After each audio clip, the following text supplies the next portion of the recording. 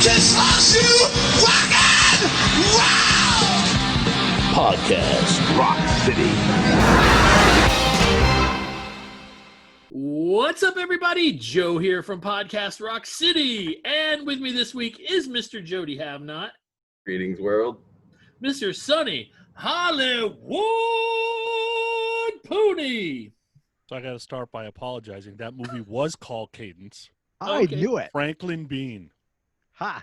1990. Oh, It's a good wow. movie, though. For those listening, we were talking about Charlie Sheen movies earlier. That's why. Yes, the awesome Charlie Sheen Iron Man movie. Okay, so you can hear there's other voices going on here. And I don't know why it took me this long to think about it, but I mean, technology has really come a long way, and especially since January. And Of 1930. You're a little behind. And I was like, man, I'm laying in bed and I go, man, we really need to do a Zoom episode with the KST guys. So we've got Adam, Lee, and Dez from Kisstory Science Theater. How are you guys doing? Great. Doing real good. This Awesome. This is like a dream come true. I used to wake up in the morning and I would put on my weekly KST thing. I'd go to the McDonald's. I'd get everything that I wasn't supposed to eat, and I would listen to you guys through my car stereo, and you guys would crack me up. Actually, at the beginning, I was like, I don't know. Do these guys really even like Kiss? But then I realized, man, these guys fucking love Kiss. It's like a family relationship, right? Right. I always kind of think of like Kiss as my uncles that are utterly full of shit, but I still completely love them. Absolutely. Now And we've sometimes been. the culture some tough love, right? No, it's true. Every once in a while, right? Yeah. Now I know Jody and I have been saying this since day one of us being together. And I know everybody, and you guys probably don't like this, but you guys have the best Kiss podcasts out there. We've been saying that since the beginning. It is so, it's so real. You know what I mean? It's like you guys literally known each other since you were kids. Yeah, it's a high school and on type friendship. Yeah. So Yeah. Well, for Adam and I, earlier than that, we're talking over 30 years now. Yeah. Because we met At this in point, was a grade 7 or 8 for I sure. want to say grade 8. Yeah. Right. So we were like 12, 13 years old, somewhere around that range. Yeah. Yeah. Yeah. And then the Kiss thing started soon after that. But it was, again, recalled from our childhood, right? When we were too young to follow the band back in the day, we were always enamored by Kiss.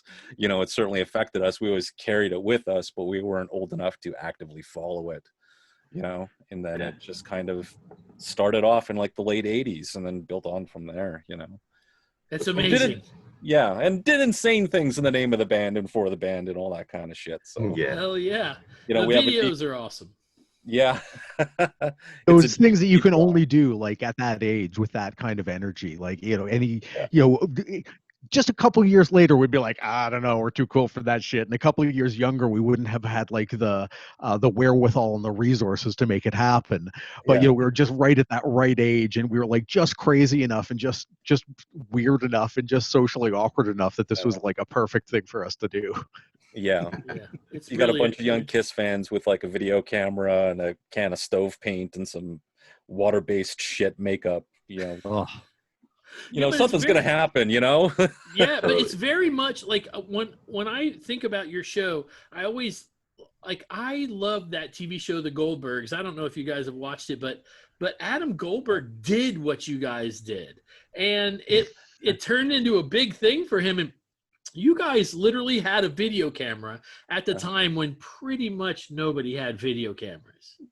I mean, some people did. It wasn't like super rare, but it was unusual for sure. Was, yeah. Especially, In particular, I mean, if we compare it to now, when like literally everybody has a camera with them at all times. right? Yeah, Well, an HD camera. Yeah, and one of the other things was like you guys, if somebody had a camera back then, they certainly how about this? For the most part, they weren't going, hey, let's all put on Kiss makeup and redo this video or whatever.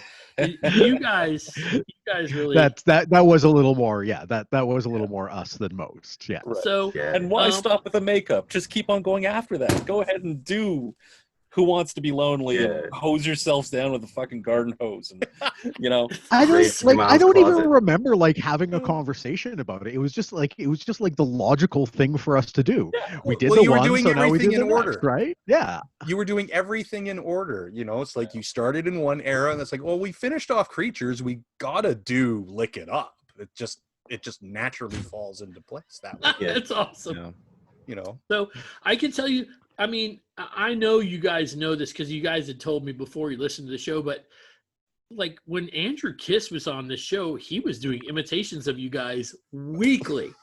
Weekly. I can honestly say Andrew Kiss said "ball bag motherfucker" as much as you guys do. It's a classic on your show.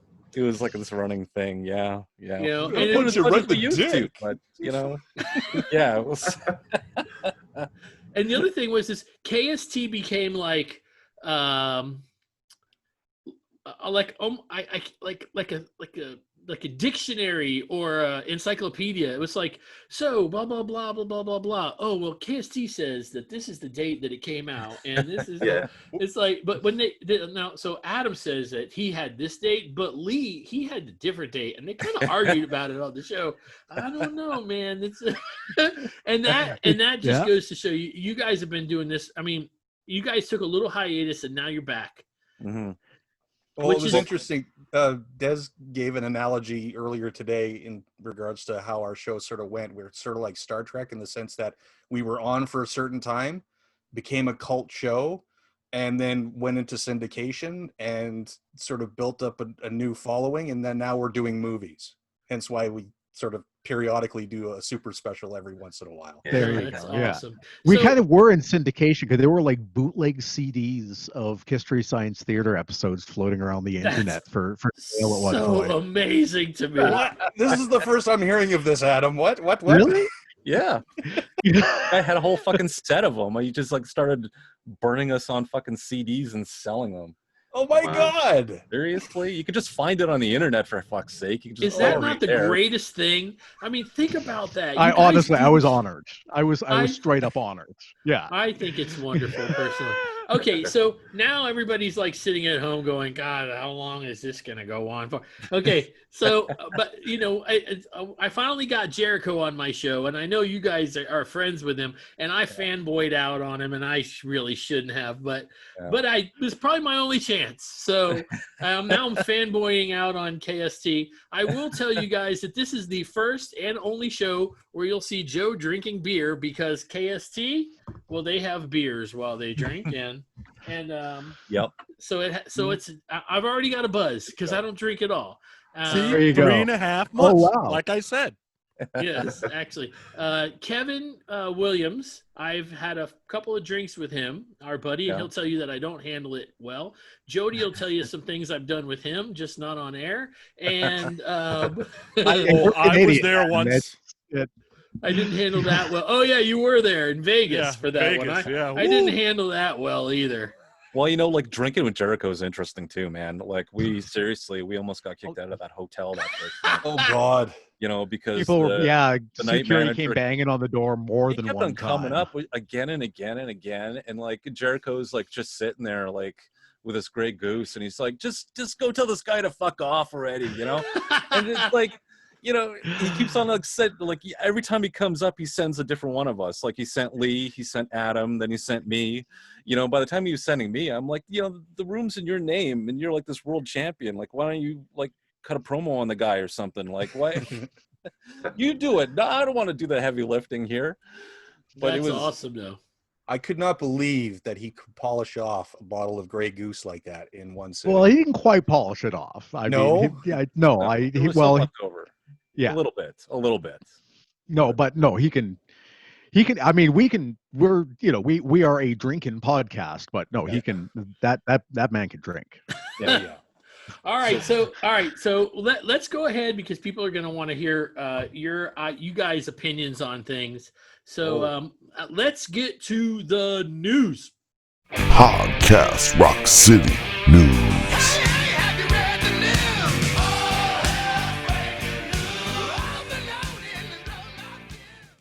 This week, I wasn't able to get with you guys last week when it actually happened, but Ace is going to have a new record. And it's got 50 different colors. You can get it 10 different copies of the covers. It's in blue, pink, orange, blue and gray, blue and white, orange and white, and a couple of them are even flavored. I made that up. Wow. Okay. I honestly can't tell if you're making this shit up or not. You know, honestly, this is how you inflate you your can numbers. arrange if you arrange them all on the spectrum. It actually a hologram of Ace emerges out of it. That would be awesome. It's fucking scary that I can sit here and say, you know what, it's plausible. You know, like I could see it. So, all right. So, fruit flavored vinyl. Yes, I love it. In case you guys don't know, I just found out this week. So, at Target, they have a different cover. So, if you buy the one cover, it's, there's these like floating islands, I guess, or like broken off pieces of, but the pictures of Ace on them are different on the Target CD. One of them is, I think he's shooting a rocket out of his guitar.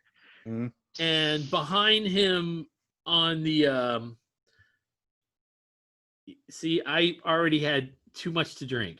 Behind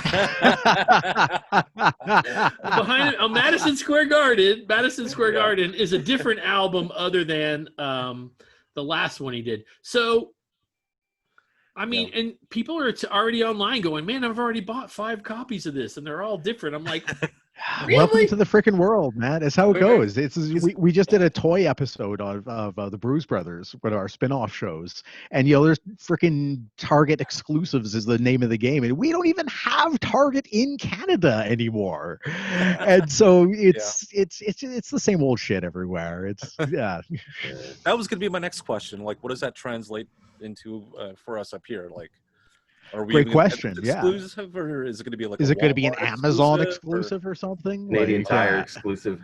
There you go. Canadian Tire exclusive. Yeah. Right on. Yeah. Which would be even weirder since Canadian Tire doesn't sell CDs or vinyl, so but just to make it that much harder for you to find. It'll be. So right this is an inflating numbers kind of thing, though. When people see, oh wow, Ace sold 100,000 copies, it's really 25,000 for copies. That's a good point. Person. Yeah. It's how the comic book industry survives now too. It's good point. Every book has got a variant cover, either at least 1 or 4. It just whatever. And if it's a big deal event thing, there's a blank cover. So you take it to the conventions and you get someone to do original art. Amazing. It's like for $800. Amazing scam. Good for them. Wow. Yeah, I remember the first time I saw that at the place here in Marietta, Georgia. They have a place called Dr. Nose, and the owner of that place, I actually had a conversation with him maybe a year or 2 ago, where he has a magazines that he used to write in when he was a kid that were about comic books, and he told me in those comic books are articles from little Gene Simmons. And I was like, oh, I'd love to see this. But the first time I walked in there and saw a fucking blank cover, I was like, this is the cheapest way to make a buck. No, man, don't give them. Just put the logo on there. Yeah. It's all good.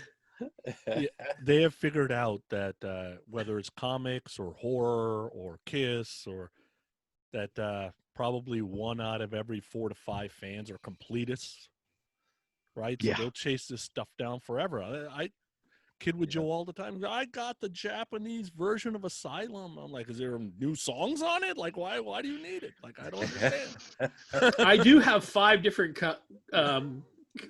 Killers albums. And the Japanese and Australians. Is dope, though. Yeah, and it has different songs. The same songs. But no, the Japanese. No, with Killers, it's not. Well, I think there's 3 versions of Killers, like as far as like track versions go. Right. But, Australia has like some unmasked stuff on it. Japan has some Elder stuff. Sonny, you should own that one. But you have that stuff on other albums, right? No. I'm just asking. Is there a different I'm a Legend Tonight on other albums? That's what I'm asking. I have a Because problem. the Australian clearly. had to escape from the island, you had to go get it? It does. Wow. What was it? What was the different version of Alive 3 you gave me, Des? It had what, 1 or 2 extra tracks on it? It just had the extra track that Take It Off. The Take It Off track, It's right? the Japanese version, right? Oh, wow. I don't have that. I'm gonna have And it's to. weird because like it's not really that smooth mastering through it, is it? You can totally tell there's a hiccup. there's a hiccup, and it just sounds different. It's not mastered the same as the rest of the record. So not like a real outtake. What do you guys think? This album's gonna chart? You think it'll make the top 50, top 100? What do you think? I would say 100 at the very least. Yeah, I don't know. I don't honestly. I'm kind of making shit up at this point, but I would say it's probably going to do better. Maybe I'd say it might do a little better than Origins did, just given our current situation. Everybody's craving new material, all that good stuff. I mean, hell, I downloaded the new freaking Bob Dylan album for God's sake, and just for something to listen to. So in that world, I can't imagine. I feel like Origins is going to do okay. Yeah, I've heard a lot of people talking about that new Bob Dylan album, which is so strange. It's okay. Yeah. I've heard it's pretty good. Yeah. Yeah. Okay, well, I mean, I don't really. I mean, Jody, have you had a chance to look at the songs that are going to be on this record? I looked at it. I'm not that excited about it, dude. I don't really care about Ace's covers, man. I think they usually kind of suck. But that's just, I'd rather hear original material, Well, it's more or less the same crew as the last time around, right? Like, I think like Lita Ford's back, and that was it, John 5 or whatever. Yeah, what's his really? name? Like, I think both those guys I think they're both back, and yeah, it seems kind of like a real straight up rehash of the first album. Totally. That I never listened to. I listened to that one time. And, Yeah, no, it's fair. Yeah, I mean, like, I don't know. If I'm gonna listen to White Room, I'm sorry, Ace, but I'm listening to Cream. Like, it's come on, like. No, good point. Oh, come on. When you get like a little bit shit faced, you get like 5-6 beers in, you're gonna go, put on the Ace one, 5 put or on the 6 Ace beers. one. You guys could drink 5 or 6 beers. Oh God, more than that. I'm thinking Way right more now than about that. never Well, touching that in my glass older again. age. Oh Yeah. Jesus! Like 3-4 years ago, it was in our kind of like early, or when we were like on the edge of 30 and 40, between edge of 30 and 40, we were drinking it. We were going through like 10 beers each on some of these recording Holy sessions. Oh shit. yeah. Yeah, I'd Too say so. old. I'm too old now. There were other episodes it was even more than that, because Dynasty was like a gong show, because it went on for like 3 hours. We had to snap it in half into 2 episodes, Yeah. and it was just, that was brutal. There were just some nights where was it the Unmasked episode with Alex? Oh yeah, with And Alex. you said out in the I garage. went completely off the rails. God, Yeah. yeah. No, see, Well- yeah. Not to tell tales out of school, but Lee handles his liquor about as well as you do, Joe. Oh, all right. And that's but when he does occasionally go hard, it is Yeah, unusual sight to and behold. entertaining. Yeah. yeah. Yeah, that's awesome. But that was a 4-hour session, so It was. you just kind of keep going and going, and you get your first win, 4 your hours second out of win. Unmasked. That blew my mind. Yeah, Okay, so let's that's the news. I mean, Ace's album. Those are all bad ideas, by the way, kids. Yes. I don't care. but does Ace have another record on this contract? Is there another? Is he going to have like another original record coming out after this? Oh, I Or don't is- know Or is that. this it for him and E1? Excuse me, but I think you're confusing our show for yours. We do not do research on this Oh, motherfucker. sorry. We just have me saying, I hope not. Because I don't know. I don't know. No. Like I'm an 80s music guy. That's where I grew up. I don't know 5 or 6 songs off this record that he's supposedly covering these hits. I don't even know 5 No, or 6 honestly, of these I'm the same way. Like, this whole generation of music really passed me by. Yeah. Again, like I've looked back into a lot of 70s music, but not into that like 71, 72 era. Like I don't, this is potentially the first time I've ever heard Space Trucking. Really? And Oh wow. yeah. Well, yeah, you're Probably talking not. I about like recognize the riff, but yeah. early Bee Gees, or like anything we used to see on like the hilarious House of Frightenstein or something. Similar. Yeah. Oh You yeah. know? Fog hat. And you're just like, I don't even know this song. What is Golden this? earring or some shit. I don't know. I don't know any of this music. That's awesome. Oh, one other thing I wanted to let everybody know. Today is the 9th of August, which means less than a month away, September the 8th. I have tickets to see Kiss here in Atlanta. It has not been canceled. That's going to be an amazing experience. That's 100% going to happen. It has not been canceled safely yet. and effectively. Wow. I'm very excited. I've got last night I was laying in bed going, Lord, this hasn't been a good year, but if you could deliver one thing to me, it would be my greatest opportunity to see Tommy Thayer in Ace's makeup. I'm sorry. I really want to go see that. I know it's not going to happen, but damn, cancel the shows already. So this is how the Lord is answering your prayer. He's looking down and he's saying, "Shut that guy up and send Vinny to Atlanta." Close enough, right? Holy shit! That's the other thing. That's another bit of news, right? It is news. Yes, go ahead. Give it to us, Lee. Go ahead. The new Vinnie Vincent Meet and greet. Patriot show, whatever the hell you want to call it. Party. It's in Freedom October. Rock? Freedom something? Yeah, where he's flanked by Starscream and Thundercracker on the poster. Like what? Very clearly Starscream and Thundercracker too. Who if it was just designed that? somebody who was having a little bit of fun.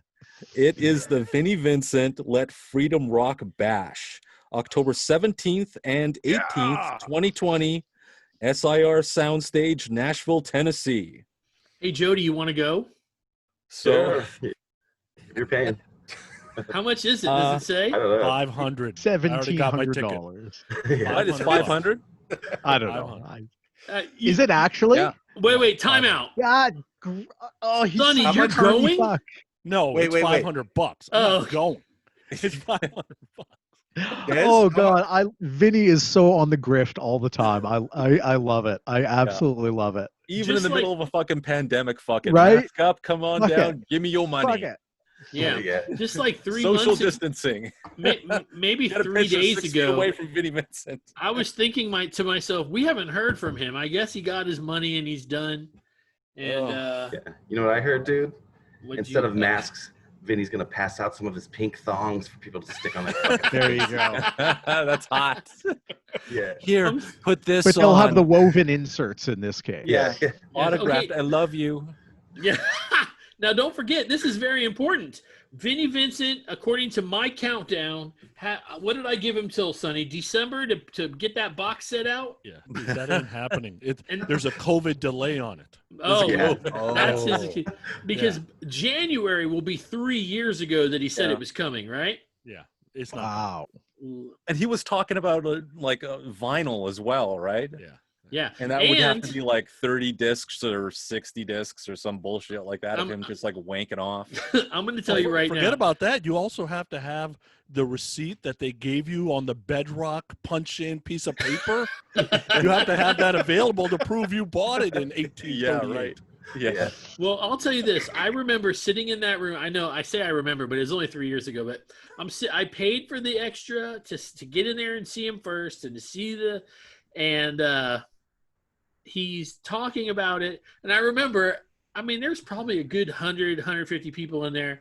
And he went, I'm going to deliver the box set. And not only are you going to get one, you're going to get two. And everybody went, Oh my God. two? Why? This one's Japanese, I guess. I don't know. Maybe. Oh, yeah. There you It go. has alternate One songs. stays sealed With in 3 box, different the other tracks. Yeah. Dude, that's Yeah. how that works. Listen, I'm going to say it right now. In my humble opinion, because I'm entitled to it, Oh yeah. I don't think we're ever going to see that shit. Raise your hand if you agree. Yes, I mean, exactly. honestly, I'm raising I would pay $90 for a Vinnie Vincent box set. Fuck yeah, I'd be down for that. A nice, 5-disc, whatever. All the greatest hits. I got pink vinyl. I got marble vinyl. We got hot pink vinyl. We got Orange, Don't pink forget vinyl. gold Yeah. vinyl. You gotta Yeah. have the gold vinyl with The the gold onk on marble it that's vinyl. drawn wrong. Have you guys seen? just the cross? Have And you guys seen the meme yet that said how I thought 2020 was going to be, and it's a picture of Vinnie Yeah. Vincent, and how it's been. It's him with the yeah, cross With on the- his head. yeah. I was Oh, at Vinny. that show, and let me tell you, it was not good. Okay, all right, enough with that motherfucker. Let's get to the topic of the week. Podcast Rock City. Topic of the week.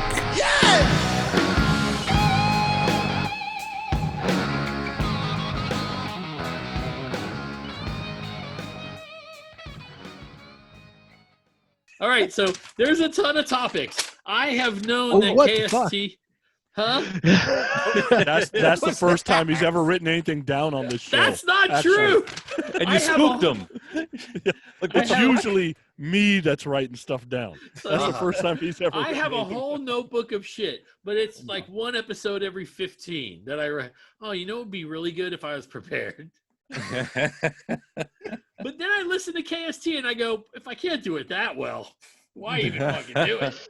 I have multiple notebooks. Yeah, I that's- guarantee. Let me yeah. tell you, I remember, like, I was listening to an episode not long ago where you said that the first page was a specific book, was a specific record. The last page, same record, Yeah, We went I- all the fucking I'm not way around. surprised, Yeah, all the way around. we Which were was really systemic, tackling Yes, the entire absolutely. fucking catalog. So So, you know, of course, I'm going to ask you guys the generalized questions. Let's start with Lee. Lee, who's your favorite member, and what's your favorite record? My favorite member, just by default right now, would be Paul Stanley. He's the one I got to portray the most during our days in the Imposters. So I feel like he's sort of a kindred spirit in a lot of ways there. My favorite record still at this point is Dress to Kill.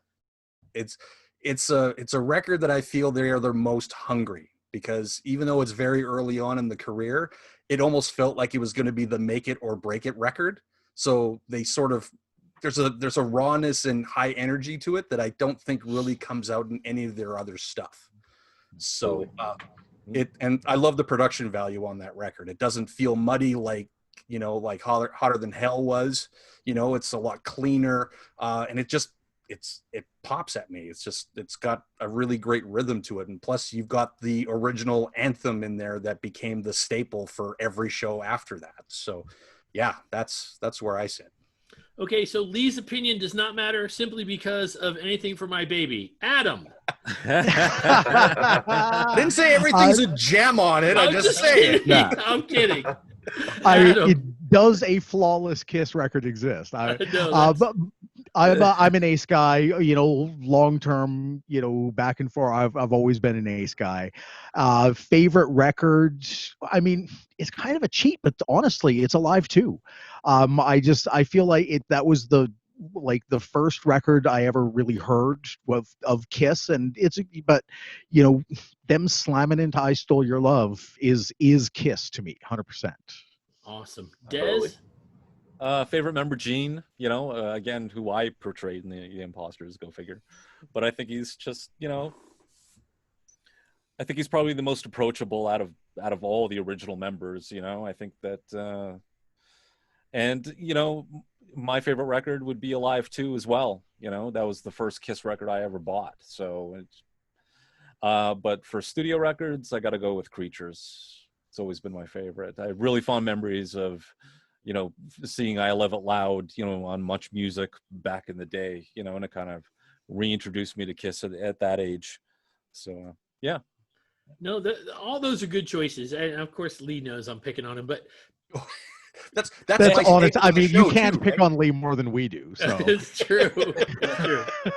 Okay, so listen, I thinking of questions to talk to you guys about. I mean, you guys have done, how many shows have you guys done? My God. Oh, I don't know. Couple yeah, I hundred. honestly, it's something in the neighborhood of 200, I think. 200. Yeah. So We're getting close. So Yeah. figuring out questions to ask you guys is difficult because you cover it in so many different ways. Whether, I mean, and you guys, and once again, we're talking about your podcast, but you're very original in the fact that you guys do these summer specials where whose house is it that you're at with the fire? Well, that's My Dez's. house. Yeah. Usually we my always backyard. yeah, pretty much any day, whenever we record in person, it's always at Dez's place. And you know, you can, and the crazy thing is that you can literally hear the crackling of the fire, and like it's so cool. And then usually some guy with a small dick drives by and revs his engine. Every time. Summertime in Edmonton, right? Yep. You know, yeah. Absolutely. So I wanted to throw you guys a really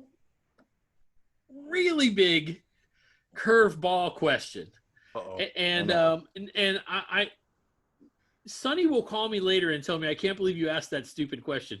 But I'll just tell you right now. Okay. Call you later. All right. So here's my question. I know I'm a big David Bowie fan. You guys are Bowie people. Yeah. Could you guys picture David Bowie singing anything off of The Elder? Sure. Oh, yes. Yeah. I think Bowie could kill the Odyssey. Yeah. I think he'd do really well with that. Just a boy. Come on. I think Just a boy. So I do you think think Just a Boy. if this would have been a David Bowie record, do you think it would have been popular? Yeah, maybe, right? It'd be like, remember when Bowie did that like weird concept record and he sold like 2 million fucking copies? Like, honestly, like it wouldn't have sold any worse than anything else David Bowie did through the late 70s up until Let's Dance, if we're being perfectly honest about that's it. fair. But yeah, no, Go ahead. I feel like there's a couple of songs. I feel there's some DNA there, right? You know, the concept record, you know, Bowie, Ziggy's not a concept record, so to speak. But it is it's as much of a concept record as Music from the Elder is, I would say. Yeah. And so and I think most of the songs on Music from the Elder Bowie could do well with, but in particular, I feel like the Odyssey would be a killer track. So have you guys discussed this before on your show? No, I'm kind of surprised. I think we did to a degree. Like, I think during one of the summer specials where we talked about if so and so sang. No, we were asked the question actually from one of our fans, asking, you know, who do you think would cover these songs better than Kiss? And we started rattling off some stuff. And I think Bowie did come up in conversation, but he didn't quite figure out which songs it were. Wow. I think that was the last Super Summer Special, but yeah. Again, by that point, you're like 5-6 beers in. And and the fire's dying, and it's like, what? Can't remember anything, right? Yeah. Yeah. Okay. Jody, you I got am just a boy. Oh, God. Jody, you got a question? I was kind of curious. I mean, you guys do realize you're like the kind of like, you know, everybody calls Ken Mills the podfather, but to me, you guys were the whole reason I even know what a podcast even is. Do you guys like, how's it feel to know that you've inspired so many people to do so many different things like that? It's strange every time I hear about it, and it keeps on coming up again and again. A lot more these days, it seems. Kind of popping up, and it's. I'm flattered. I'm honored. All I can say is that we like staked our territory early, you know, and we were kind of there, and we were kind of that, you know, that show. You know, it's like we're not like some guys at the bar drinking beers. We will actually go to the bar and drink the beers. Right, right, yeah. Do the show Actually, we did that too. That was a terrible idea. It was impossible to edit, but no, I feel like, I feel like we kind of showed a lot of people that you don't necessarily need to be a professional, so to speak, to do something like this. You don't need to have the connections to get Bruce on the show, or the in-depth knowledge of that someone like someone like Podcast brings to the table, and obviously like we do our research, but if you want to compare us to to those guys, it's crazy. And you can just kind of be just some guys and put something out there for the people to enjoy. And I just we just sort of saw that before most people did. Well, we weren't even going to be a podcast at first. We were going to be a YouTube show. And exclusively, it was going to be Mystery Science Theater, Kisstory Science Theater. We were going to, sit in front of my, my screen and project some Kiss shows and just riff off on it. And that's basically what the first 3-4 shows were. Right. And it was Ken Mills was like, why don't you just do a podcast? And we were like, well, there's already 2 shows. Isn't the I mean, market kind of saturated? Yeah. Like, how could the world possibly support more than 2 Kiss podcasts? I know we seriously thought we were going to step on their toes. You know, it was either Yeah, who was first? Was it Podcast or Cassius? And then it was podcast. Podcast and then Cassius. And you guys, I remember listening to the episode where you guys went out to eat with him. Yeah, yeah, With yeah. Cassius, yeah. Yeah. he's Now- great. Now I turn on YouTube and there he is hitting a big bong and I'm Yeah. like, It's all Adam's fault. Oh, Yeah, right. he's I'm talking to the No guys idea. from like The Sopranos and Joe. holy Rogan shit! Did he have and what's his all that name? Big stuff. Pussy? Is that what his name is? The guy? He Isn't has big Cass- pussy on. Good for him. Yeah, he's And killing isn't it, man. Cassius like his dad? Isn't he a cop? He is. Yeah. He is. Wow, His dad's a cop. that's Yeah. interesting. Wow. Yeah. But I mean, the seriously, marijuana like, thing now, that's legal all here. legal here, so who cares? Yeah. yeah, here too. True. Yeah. That's But like pretty when I Today. first discovered you guys, and then I went and like checked out a couple other podcasts, it seemed like they were all just like reading a fucking book report in like grade school. You know what I mean? Where you guys were actually having a conversation. They had their shit lined out, and like it was just it's not as cool. Well, So, yeah, that you was guys part are of it too, entirely right? Is- responsible for everything I've done in the podcast community. You know what I mean? Aw. Yeah. Well, that's what we always wanted it to be. Like when I remember the genesis of it all really clearly. Des and I were watching Winterland or whatever the fuck it was, and we were, with 3 beers deep, and we were riffing on it. And I think it was Des was just like, we should like just put this up. Like it's fun, and I think people would like it. And it's just good conversation. And that's where it all started. And the converse, there's a big part of the podcast community that hates podcasts like ours, the kind of 3 assholes who don't really know what they're talking about, just sort of riffing on stuff. But it's an important part of the pod, and it's a way to you get to know people through this. Like I've we've never been in the same room with one another, Jody or Joe, but like I know you guys in a lot of ways, right? Right, absolutely. I feel the same way. The minute we all got on, it was very normal and natural for us to just start talking together. You would think that we all lived on the same block. Right. It's just that natural, which is amazing. But it's like I had a buddy, Todd. He called me up the other day, and he goes, because I told him about our podcast probably 4 or 5 months ago. He goes, man, I feel like I've been talking to you all day because I've listened to about 6 hours of your shows today. And that's how I feel when I listen to you guys. I'm just like, these are just our friends, And I'll tell you this. I remember when the first Rockin' Pod happened and the second Rockin' Pod happened, everybody was messaging me, how do we get KST down here? How do we get them to Rockin' Pod? And, I know it's a little bit harder, but I do know that you guys talked at one point about maybe meeting up in Vegas or something like that. You were like, look at Sonny's like, yes, that'd be a perfect place. If Kiss does like a residency down there, like we have to do it. Yeah. Like all the podcasts have to do it. I'm there. At least almost all I'll the podcasts drive, have pick to do up it. Jody, and we'll drive across the country. Yeah. Oh, that'll Okay. be a gong show. I'm gonna crack one, and I'm in a beer open. All right, awesome. Oh. There we go. Sweet. There you go. Sonny, back. Sonny, you got any questions? I know you do. I don't know why I asked. Well, a little bit of both came up already. So let's go with the first one. So we were kind of talking about people being inspired by you to do podcasts, right? You guys, like before you start recording, going, God damn, another Kiss podcast? Like there's a new one every month. Yeah. There was a period like I'm gonna say like 5 years ago or so, something like that it was ridiculous. There were so many Kiss podcasts, like everyone was throwing their hat in the ring.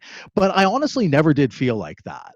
It's not a zero-sum game, right? People can, it's not like we put out an episode so people don't listen to your episode.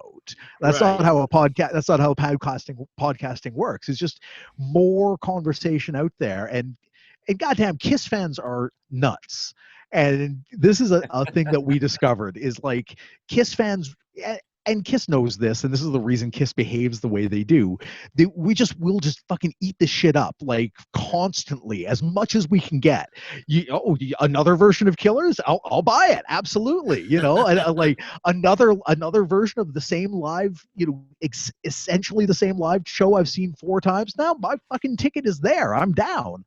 And it's the same thing with Kiss podcast, whether it's you guys talking about Kiss or us talking about Kiss or KST or Creatures of the Net or Generations of Kiss or any of the bygone ones, right? PR1. It's all good. Good title.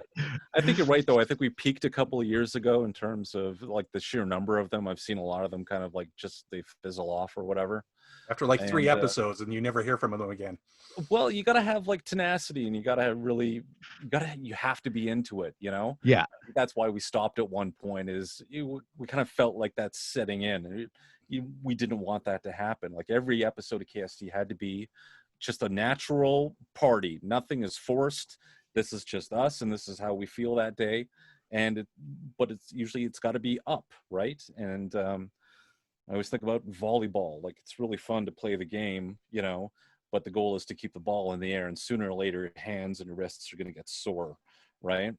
And we didn't want that to happen, so we kind of stepped away from it for a while, but then we saw that there was, all this interest was starting to build up, and, that kind of spurred us on as well, and kind of reassured us that we kind of come back to the game and still be natural and spontaneous as we always were, and be like really into it and really enthusiastic about it. Absolutely. So you got your Kiss branded volleyball, right? Like it's got all that's right. You got to keep it. Yeah, for sure. There's one out there. I guarantee it. But it's great because every show is a completely different flavor. I mean, you can have the same sets of people and it's the same topic, but the flavors are so different with all the different shows. So it really is like a smorgasbord. Oh yeah, absolutely. You take what you want and leave the rest. But at least you have a smorgasbord. Like we have an amazing selection, right? And everything's out there. And like Adam said, like there's enough hours in the week to listen to all of them, or at least all the ones that you want to listen to. So it's not one and done. You can pick and choose. And there's a lot of Kiss podcasts out there, but the standard ones are always there. KST and the Kiss Room and the Podcast and Podcast Rock City, and there's new ones. If I don't say your name, it doesn't mean I didn't think of you. But he's been drinking. Yes. I don't know. And we'll supportive of each other, in multiple ways. We'll play ads for each other, or we'll share the show, and talk about each other. We've always do. When we do like a Super Summer Special, we always talk about Podcast Rock City. We talk about you guys. Yeah, and I ask questions because you guys say, "Hey, do the questions." I ask the questions. Yeah. That reminds me, you guys did a show. 1985, and you asked, "Hey, I wonder if Joe was at the last Kiss show on New Year's Eve?" Yes, I was there. I was you there. Were. You were. There, yes. Oh my God. And That's Kiss, great. and Kiss, and that was at the Omni in Atlanta, and Black and Blue opened, and my cousin Roberta took me with 2 of her friends, and they finished before midnight. But nobody was leaving. So on the big screens, because it's a basketball place where the Hawks play, they had these big screens where they put the clock up to let you know what time it was, because it was New Year's Eve. Kiss came out and did like Whole Lotta Love and Old Susanna, and we watched the clock, and we hit midnight and celebrated Happy New Year with Kiss, and it was fucking amazing. And it took me a lot of years, but I have that recording live, and I have it, and Good it's for you. Yeah, but yes, I was at that show. I meant to send you guys a letter about it, but you know how shit gets. Let's see. I have other questions. Let's see. Here's a tough one. No, maybe not a tough one. Do you think Peter Criss deserved to be kicked out of Kiss when he got kicked out of Kiss? You mean the first time? Yes. I think it's one of these situations where deserves got nothing to do with it. Honestly, it was a business reality. They were going to a place that he was not equipped to go when he was while he was in the place he was in, if you know what I mean. Yeah. There was a piece I actually just listened to recently on when I mentioned We Are One. It's a clip based podcast that's on YouTube, and I'm sure they're just pulling their clips from like Eddie Trunk's like interviews with some of these guys.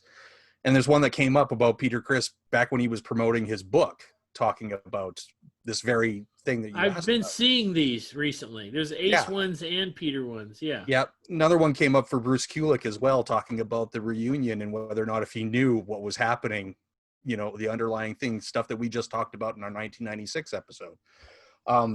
But yeah, Up now everywhere, great podcasts are given away for free. There you go.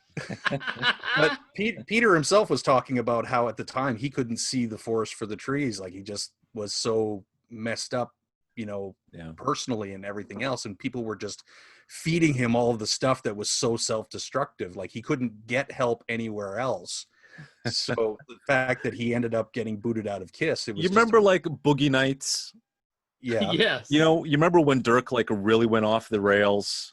Yeah. And he was When at he's that drug dealer's fucking place. and he tries to rip off Alfred Molina with the Punisher. I think that's about where fucking Peter was at the Yeah. time. You know, I think he's convincing himself he's in a good place because I think at that time he was just married, right? Again, and December '79, I think.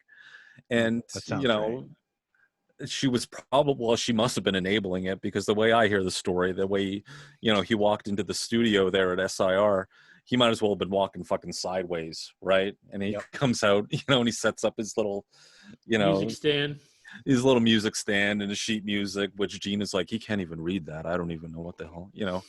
He had to go. Funny. Like the way he told it was like, he's like, he couldn't get any help in regards for the amount of drugs he was taking because it's like, well, you know, is the record producer's doing it, you know, his best buddy's doing it, his wife's doing it, they felt like clearly they felt really strongly about it because they had a tour booked, you know, the European tour, and they let him go anyway, you know, and left themselves in a lurch. So it's not a decision they came to lightly at all, you know. Right. Yeah.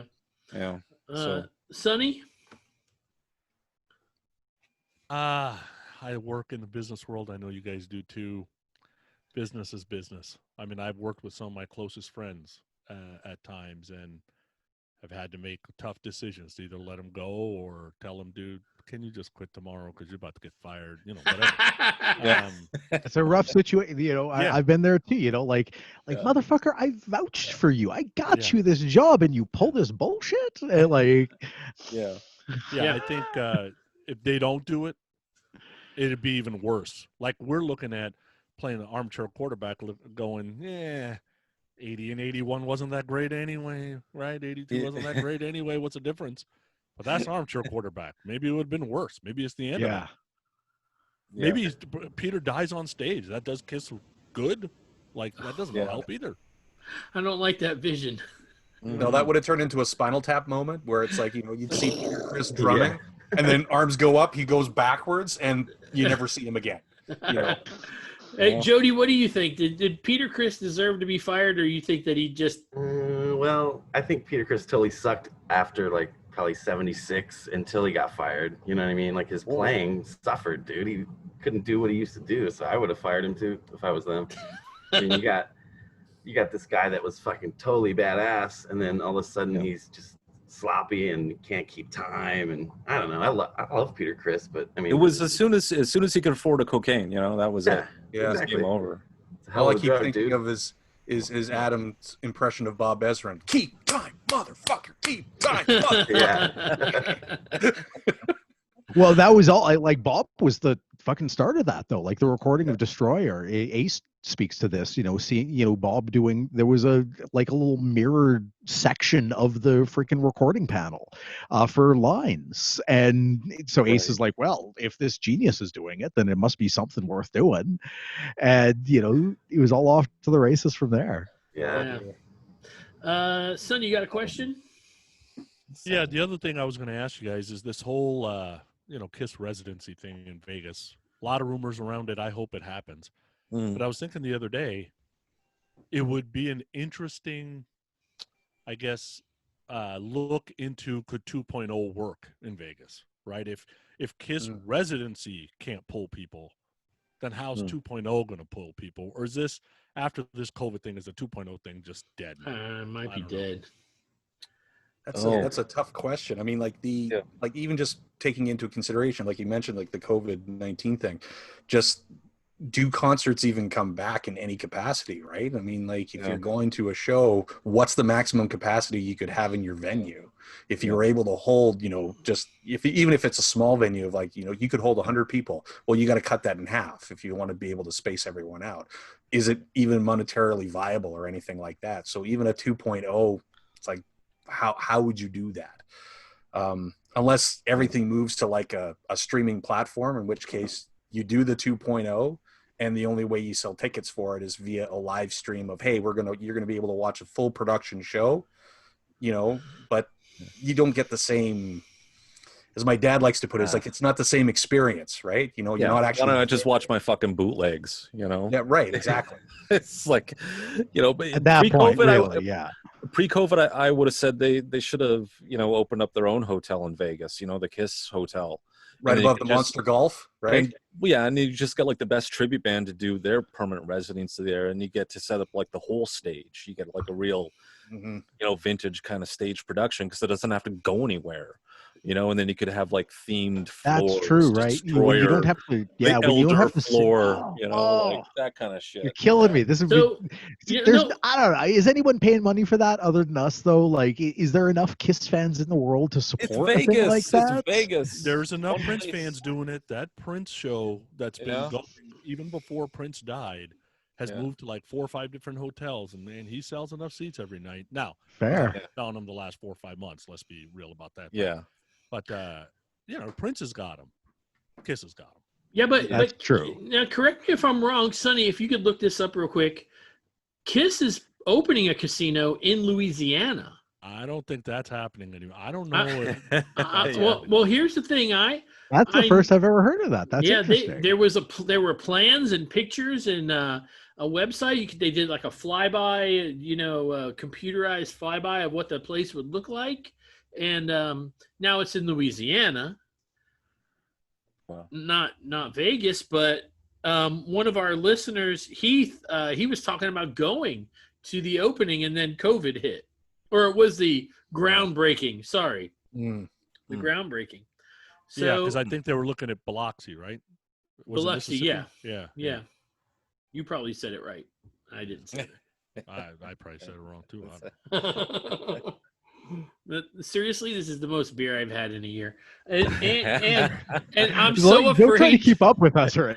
I'm trying. He's gonna break out in hives and like fall over. And we're like, oh fuck, what happened to Joe? I'm not joking. I'm so afraid to even tell you what kind of beer I'm drinking because it might be some kind of pussy ass beer that is no good.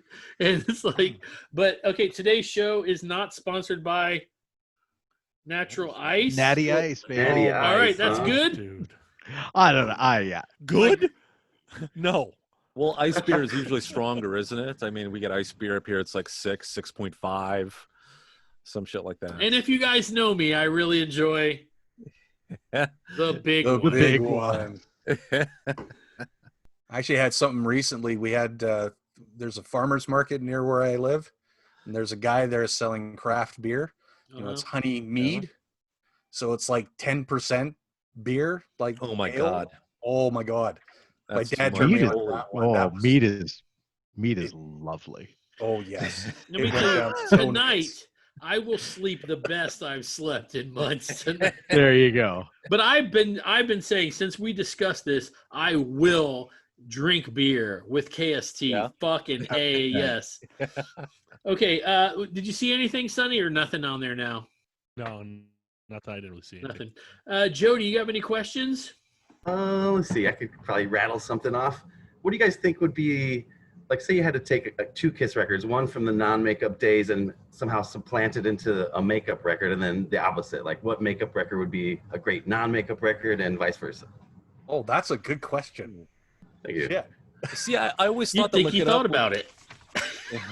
I always thought that Lick It Up would make a good makeup record, personally. I mean, stuff like Not for the Innocent in there. Yeah. Even Give Me More, or All Hell's Breaking Loose. It could be like a makeup song, Totally. I don't think they really approached it musically from any different type of angle other than, getting that hot guitar in there and maybe, lick it up. But outside of that, I always thought it was like Creatures Part 2, basically. Yeah. So do you think if Lick It Up was a makeup record that it would be as successful as it was, or was it the fact that they took the makeup off that really sold it? I think, for sure. Taking the makeup off, I think, was definitely a pop for the the press and all that, and that definitely got people talking about it. Increased relevance. But I don't think it's a better record at all. It's just public perception. What do you guys think, Lee and Adam? Adam, you go ahead. I got to keep thinking. I think Revenge. I think a lot of tracks from Revenge could sort of fit in with, and that was I think that was a conscious decision on their part as well. Unholy is a pretty straight up demon song, Right. and there's quite a bit on there that I feel like could work in a makeup scenario. But if we're going the other way, I kind of feel like Unmasked could have been it's the lost non-makeup pop album from Kiss that could have been, right? And not just because of the name either. I just feel like it's an album where they sort of steered away from their classic themes and tropes a little bit more than some of they had in the past. It sticks out a little more than some of the other albums. I think I want to add a little bit to Dez's comment earlier about how Lick It Up is sort of the sequel to Creatures, if it continued with the makeup. If you wanted to round it out as a trilogy, I think Asylum would have been a nice makeup record as well. Really? Yeah. Wow. I think that would just when you think about the album cover, I mean, it already looks like they're wearing makeup already anyway. So, but I think a lot of, at least the Paul contributions on that record, I think would fit nicely as a makeup stint. Yeah, especially like opening with like King of the Mountain and all that kind of fun stuff. I mean, there's other records you definitely can't, right? Like, there's no way the Crazy Nights could be a makeup album. No, or Animal. That doesn't work. Yeah. Or what about the other direction? What makeup record would be like the greatest non-makeup record? Oh God, like Sonic Boom. Right now, Jody is inserting Paul Stanley going boom. Boom. Oh God. Honestly, you know what? We talked about this on our podcast before, like, at least when we talked about that record and how it's supposed to be like Black Sabbath, the way it was mixed and stuff, like creepy, kind of weird, muddy sounding. So fine then, make Hotter Than Hell a non-makeup record. And it looks like a bunch of grungy old, guys just, hanging out in the backwoods or recording something, Yeah, that does. Yeah. If there's no makeup on Hotter Than Hell, it does kind of feel like a rainbow album or something, right? Yeah. Well, it automatically gets respected, right? Because they look like Black Sabbath or something. Yeah. It's a forgotten piece of early 70s hard rock history. Son of a gun, who the hell is calling me? It's like, where did you find it? Under a tree stump out in the woods. Wow. Sorry, the phone's just gonna fucking ring. That's okay. I got some fucking lunatics screaming on the street outside my apartment. Dude, I got you beat. You ready? Right down. If you could look out my window right now, you would see a line of cars that go 10 houses down, because I have a guy who does church in his front yard every fucking Sunday. What? Wow. That sounds or what? Amazing. Let me tell you though, I'm sure everyone has a mask on, 100%. No.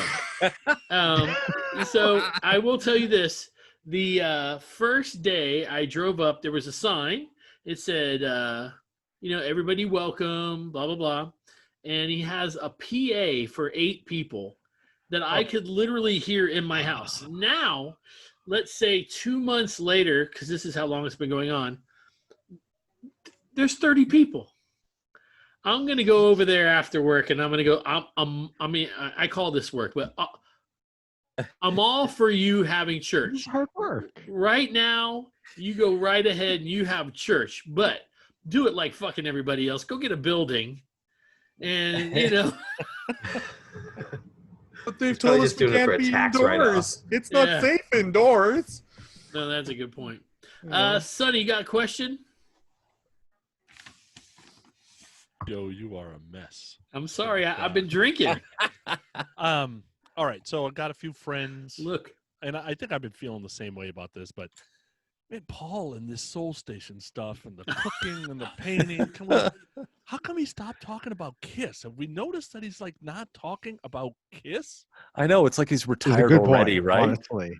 Yeah. He's just like letting us go easy by just fading into the background. Like you just pretend I was never here, and now comes the other Paul Stanley. Hello, welcome to Soul Station. Look at my paintings. Look at my cooking. Look at my bicycle. You know that kind of. It's Yeah, like look at my has to do pajamas with- on the Kiss cruise. yeah. make It's sure just a you little vote. light. It's like a bait and switch. You know what I'm saying? Totally. Maybe it has to do with some of the reactions he was getting about his vocals from some of the live stuff he was doing. Because I mean, we talked So about he that. decided to that's try what to all do kind of- soul music. For God's sake. Mhm. You know, Maybe like, it fits his range now. Maybe it's better. Oh, that that's a good way, point. Yeah. Yeah. right? I don't. It's like an artist breaking his hand, right? And it just never Mhm. works like it used to.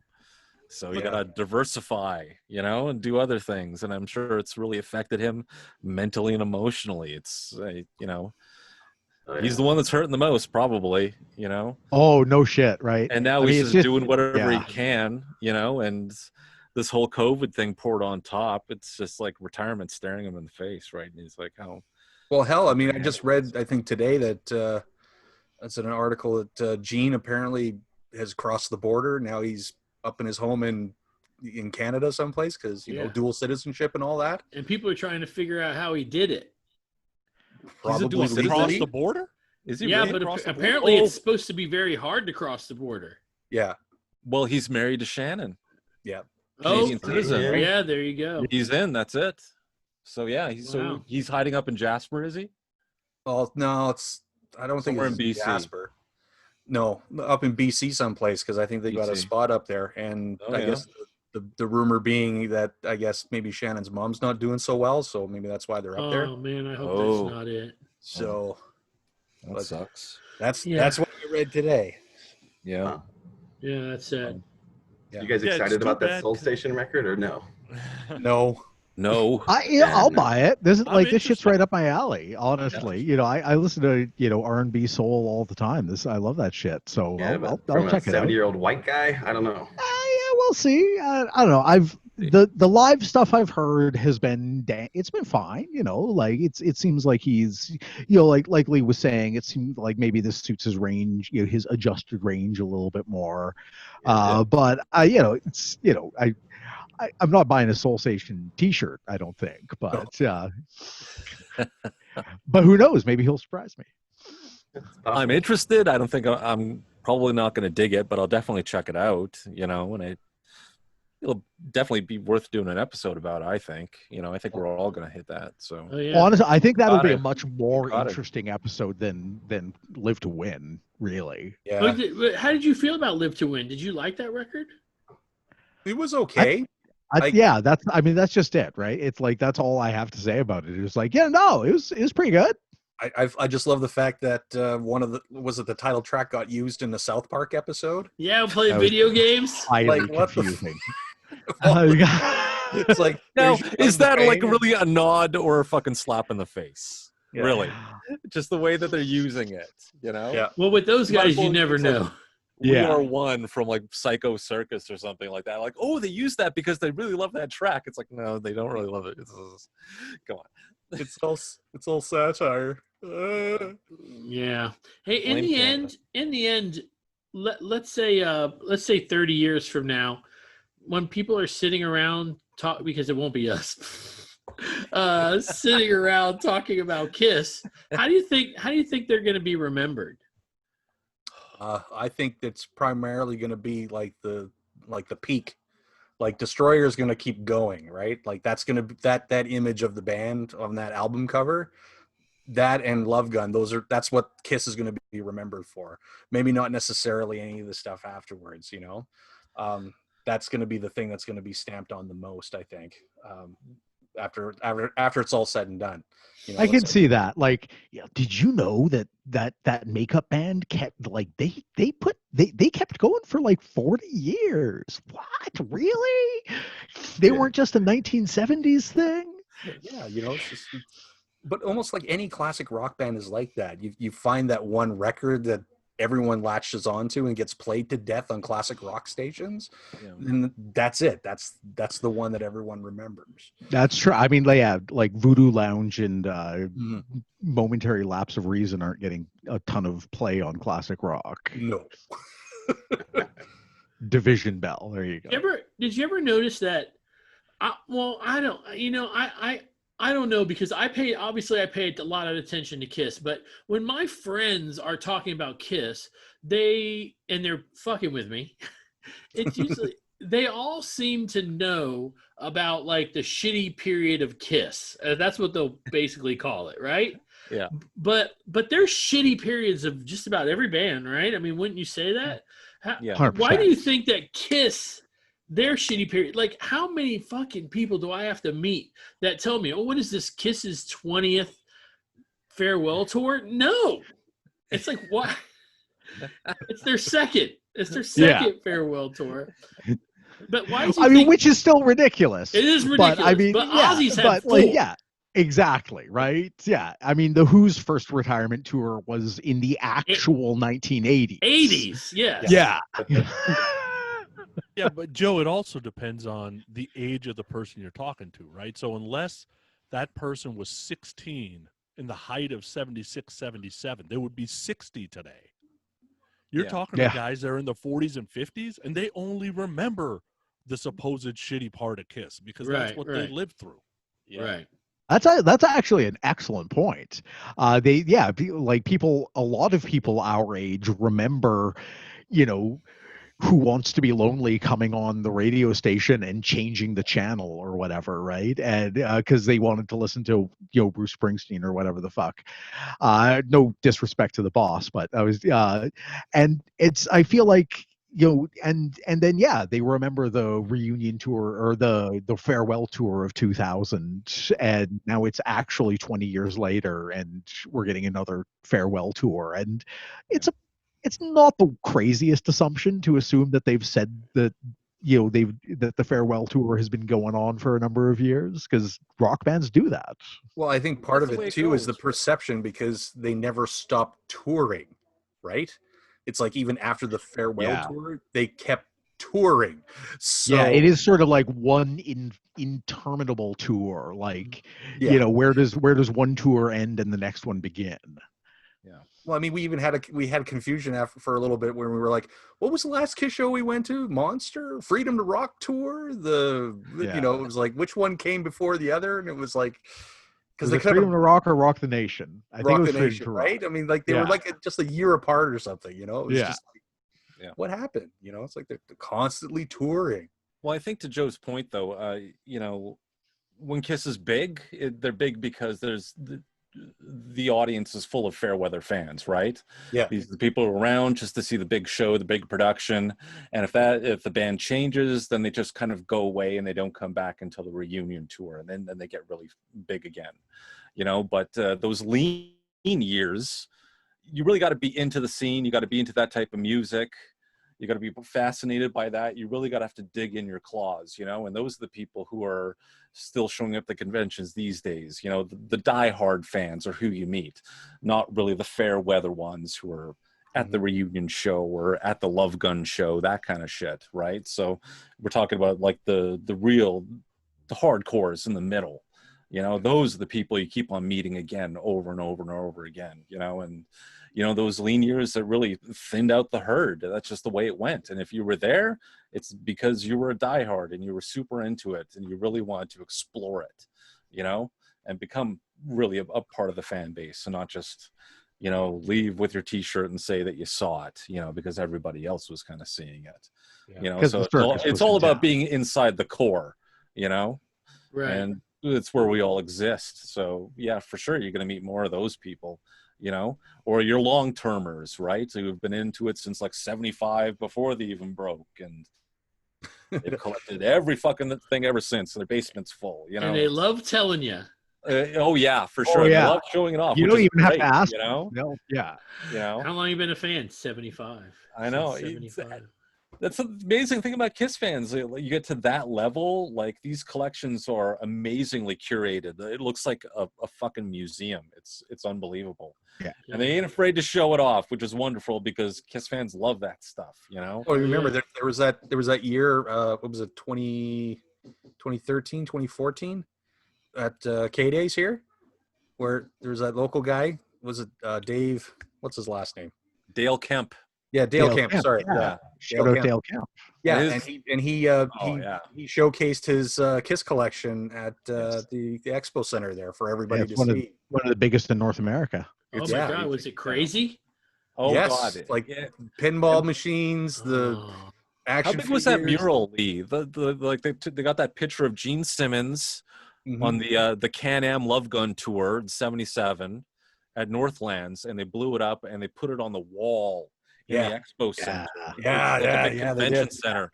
And so this mural, this picture of Gene, it must have been like, what was it, like 25 feet tall and like 40 feet wide or something? Like it was huge. And we would see that anytime we went to a sports event, anytime we went to see a concert, there would be Love Gun Gene fucking staring down at us in the stadium. It was awesome. Wow, that is pretty fucking cool. For the show that we missed, right?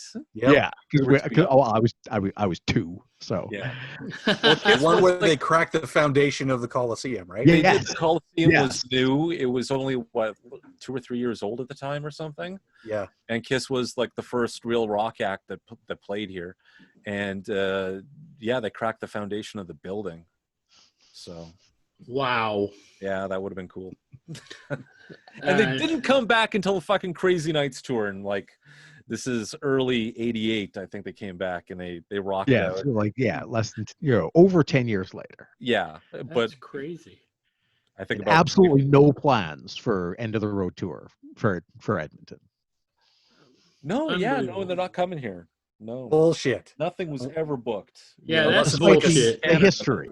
We were the very first show. It's a secret last show where they play at Nate, where they first played. There you go. Yeah. Tickets are $17,000. It's totally gonna happen. Jody. What? No, ask a question. Damn. Let's see. That's my boy.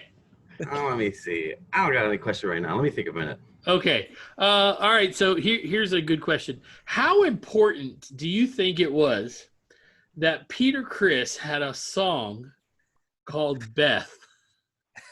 How important? Yeah. Let's say, how important was it to Destroyer? Oh, I think it got the girls to show up. So it did. Yeah. That's cool. For sure. And that's a huge thing. Like, I mean, that's like anytime, like this Bon Jovi proved this and Def Leppard proved this. Anytime you can get the ladies to show up, you're exactly. Yeah. You're doing good work. You're doing good. Yeah. I want the ladies that show up for room service, not the ladies that show up for Beth. The ladies that show up for room service are nasty. Booty. Yeah, no, but the ladies who show up for Beth spend money. The ladies who show up for room service cost money. Cost money. Good point. I'll drink to Adams. Right. It's funny though. Like I think like one of my ex-girlfriends at a time, commented about how Beth just was not like I don't understand why this song is appealing to women in any capacity. And even when they covered it on like Glee, it was like, oh, that's just, apparently didn't do them any favors kind of thing, Society changes. We're talking about 1976. I see why it works back then for chicks, Yeah. And I certainly don't mind. And I think it was a total benefit to the band for sure. I don't know if you guys know this, but on Facebook, there are a few Kiss auction sites. Have you guys heard about this? Sure, yeah. Live auctions. Like you could go and watch people sell. Oh, interesting. Hey, here's a record. It's for sale. And usually they're playing music in the background. And I'm always the guy going, I bid $5 for you to skip fucking Beth. You're not feeling that. No. You can't come home right now. It's so overplayed, man. I'm so tired. It's like it's so overplayed that Eric Singer is doing it and faking a piano. Oh, that's the worst, isn't it? Like, come on. Like, that's just pouring gasoline on the wound right there. Does he like sit in front of a piano and pretend to play I'm it? not sure if he's faking the piano. We but don't know if he's faking it. He's We don't know faking that it. part. We don't. Jody knows. That's Watch his hands, What dude. a- He's not playing it. what a humiliating life Eric Singer has. Oh my god. He's humiliated all the way to the bank, though, dude. You know. No, That's a true, good- right? yeah. That's a good point. Yeah, absolutely. No, he made his decision. He's, it was obviously, his paycheck is enough for the ridiculous nonsense he has to go through in his everyday life. You're right. Yeah. Yeah, pretty amazing. But I don't know if Kiss knew this. I'll go ahead and let them know. Paul and Gene actually listen to the show, so I'll let them know. Hey guys, What's up, boys? we did not really need to hear Beth on this last tour. So it's okay. We could have just heard. You got to get the ladies in. It's a good Wait a It second. was their biggest hit, right? I mean, you Joe- got to do it. I just listened to your episode with Todd's book report. Uh-huh. And you guys talked about how, like, you mentioned a story on the Kiss cruise where Gene, didn't listen to your show because it was a matter of No, saying, Yes, it was where it's humor. like, yeah, like I have a lot of time. Right. No, that's the joke. He doesn't listen to the show. I feel like Gene could get a lot out of the podcast world. I mean, I don't think he has time for any of that. I like joking that they listen because I always like, and our opinion matters. And Gene, you listen. Well, his Twitter handle retweeted us one year Really? when we put out the commentary for Kiss Meets the Phantom of the Park. So it was like on I Beer think Halloween. you thought it was just the movie or something. That's what I always took it as. Yeah. Yeah. That's awesome. It's like, Or at doesn't least the actually know person it was- who runs his Twitter account thought it was. yeah. It did get a hell of a lot of views, though, for sure. That So, helps. Yeah, he helped. Yeah, it always helps. Sonny. We doing the Sweet 16 or what? Yeah, let's do that. Oh. All right. So as we're coming here to the end, first of all, before we get started on the Sweet 16, man, thank you guys for coming on. I feel like we could do this every week. I know we can't, but it's just like so natural and so easy and smooth to talk with you guys and shoot the shit. And Hey, it's been an honor and a pleasure for me personally because I listen to you guys every week, no matter what. You're my weekly Kiss Jam. These days, you guys and Shout Out Loudcast guys too. So yeah, Right cool. on. Thank you Awesome. very much. We really appreciate that. I know right now, Mr. Kiss, who used to be on the show with us, Andrew, he is What up, pissed baby? off that he is not on the show with us right now. well, then he should What's he have fucking doing? quit. You could have He- fucking walk out. Like, He what the fuck? he loved you guys, so he still loves you guys. Andrew, We love I'm him. gonna drink to Andrew. Andrew Kiss. Andrew I don't know. Kiss. I'm like Ace Frehley. He'll toast to anything. Way to go, Curly. Way to go, Andrew. We love Andrew. Anyway, I messaged Sonny. I said we need to do a Sweet 16, and it's got to be a Sweet 16 that is so hard for the KST guys that at some point somebody says, "Fuck you, Sonny," for making me make a decision. So, Oh, this is like playing the evisceration game the wrong way. did we do it the wrong way? Yes, Sonny helped ruin that. What?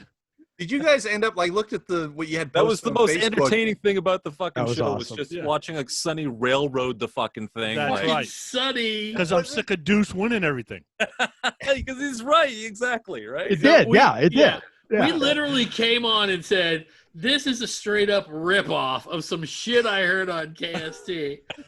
We But we have to do ripped this. off the Reddit Kiss board too. Yeah. So that's where I got the idea from. I had Oh, no see, idea. I didn't even know that. I just added the Hellraiser thing. I'm like, we should do it like a Yeah, no, that was fun. That was awesome. So Sonny put together what is going to be the hardest decisions you will ever make in your Kiss brains. All right. Sonny, hit him with it. Okay, is everybody doing this, Sonny, or just the guys? Everybody, all 5 of you are. All right, let's go. Yeah. I'm ready. Okay, so what I did was some of these will be tougher later, and some will be tough right out of the gate. But basically, you are choosing the KISS member in a specific time frame that you like the best. Sorry, can you repeat that last part? You are choosing a KISS member in a specific time frame that you like the best. So Okay. not like Gene Simmons is awesome overall, No, but Gene no, Simmons no. in the 80s Yes. or Oh, yeah. Yeah. Yes. Okay. I've So already heard a little bit of this, and Yeah. we're all fucked now. Okay. Give me 1 second. I gotta shut the door because I'm getting some Echo. extraneous noise happening All right. here. Oh, that's okay. So, Joe, you remember meeting my brother Danny? Yes, I did. Has a connection to this conversation. He was the last district manager to leave Target Canada. When they shut down Wow. Target Canada, Oh, really? he was the last DM out. Why Oh, did they wow. shut down Target? It wasn't. in It Canada? wasn't. It was No, a pain yeah. in the ass to run. I was Pain the in the only ass. person who went Yeah. there apparently. Pain in the ass to run. Yeah. There's so They many just came in regulations. too and blah, heavy, blah, too blah. hard, too many stores all at once. Yeah. And, the prices weren't that great. And everybody's Oh, like, look, I could just cool. go to Walmart. I'll give you my address. Just I send got it right on there. over. I got it over there. Okay, so you are basically voting for your favorite, and I'll kind of call on you so we kind of go in an order. So the first battle is Ace Frehley 77. So we're talking Shock Me, Love Gun. Some may say the height of his creativity, great costume. Versus Kulik in 91, Revenge. Ooh. Great guitar chops. He's finally getting comfortable. He looks great. So this is just going to be fucking Sophie's Choice after Sophie's Choice. Giving up on my fucking kids, right? Yes. Yeah, and we're starting with Dez. So yeah, why don't we go ahead? Sonny fucking Hollywood Pooney. See? That didn't take long. Oh, God. Hollywood.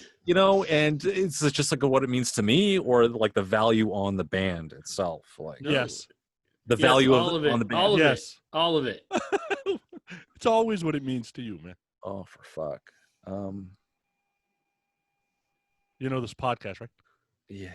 Okay, just make sure. Yeah, I know. It's all about the dramatic pauses for us. See, it's so. I told him to make it hard, and he did, and he just rubbed it right. It's all I gotta good. say, okay, Ace 77. All right. I Joe. just Oh. A77. yeah. All right, Lee. Me. I'm going with Bruce 91. Oh, Adam. Okay. I'm actually going to defy the odds and go also Bruce 91 in this case. Oh, Jody. Jody. Jody's a tiebreaker. Oh, fucking boy just got himself fired. I gotta go Ace, dude. I just have to. It's fair. I mean, on any day, my answer may change, from moment to moment. Yeah, Sure. fair. Yeah. Okay, next battle. What, Joe Paul doesn't Stan- get to answer this No, I question? picked Ace. Oh, He- okay, yeah, sorry, he I did. missed it. Yeah. Yes, sir. All right, so next battle is Paul Stanley 76. Yes, we're talking the onesie leotard. We're talking the icon. We're talking Onesie. Destroyer, Detroit Rock City, right?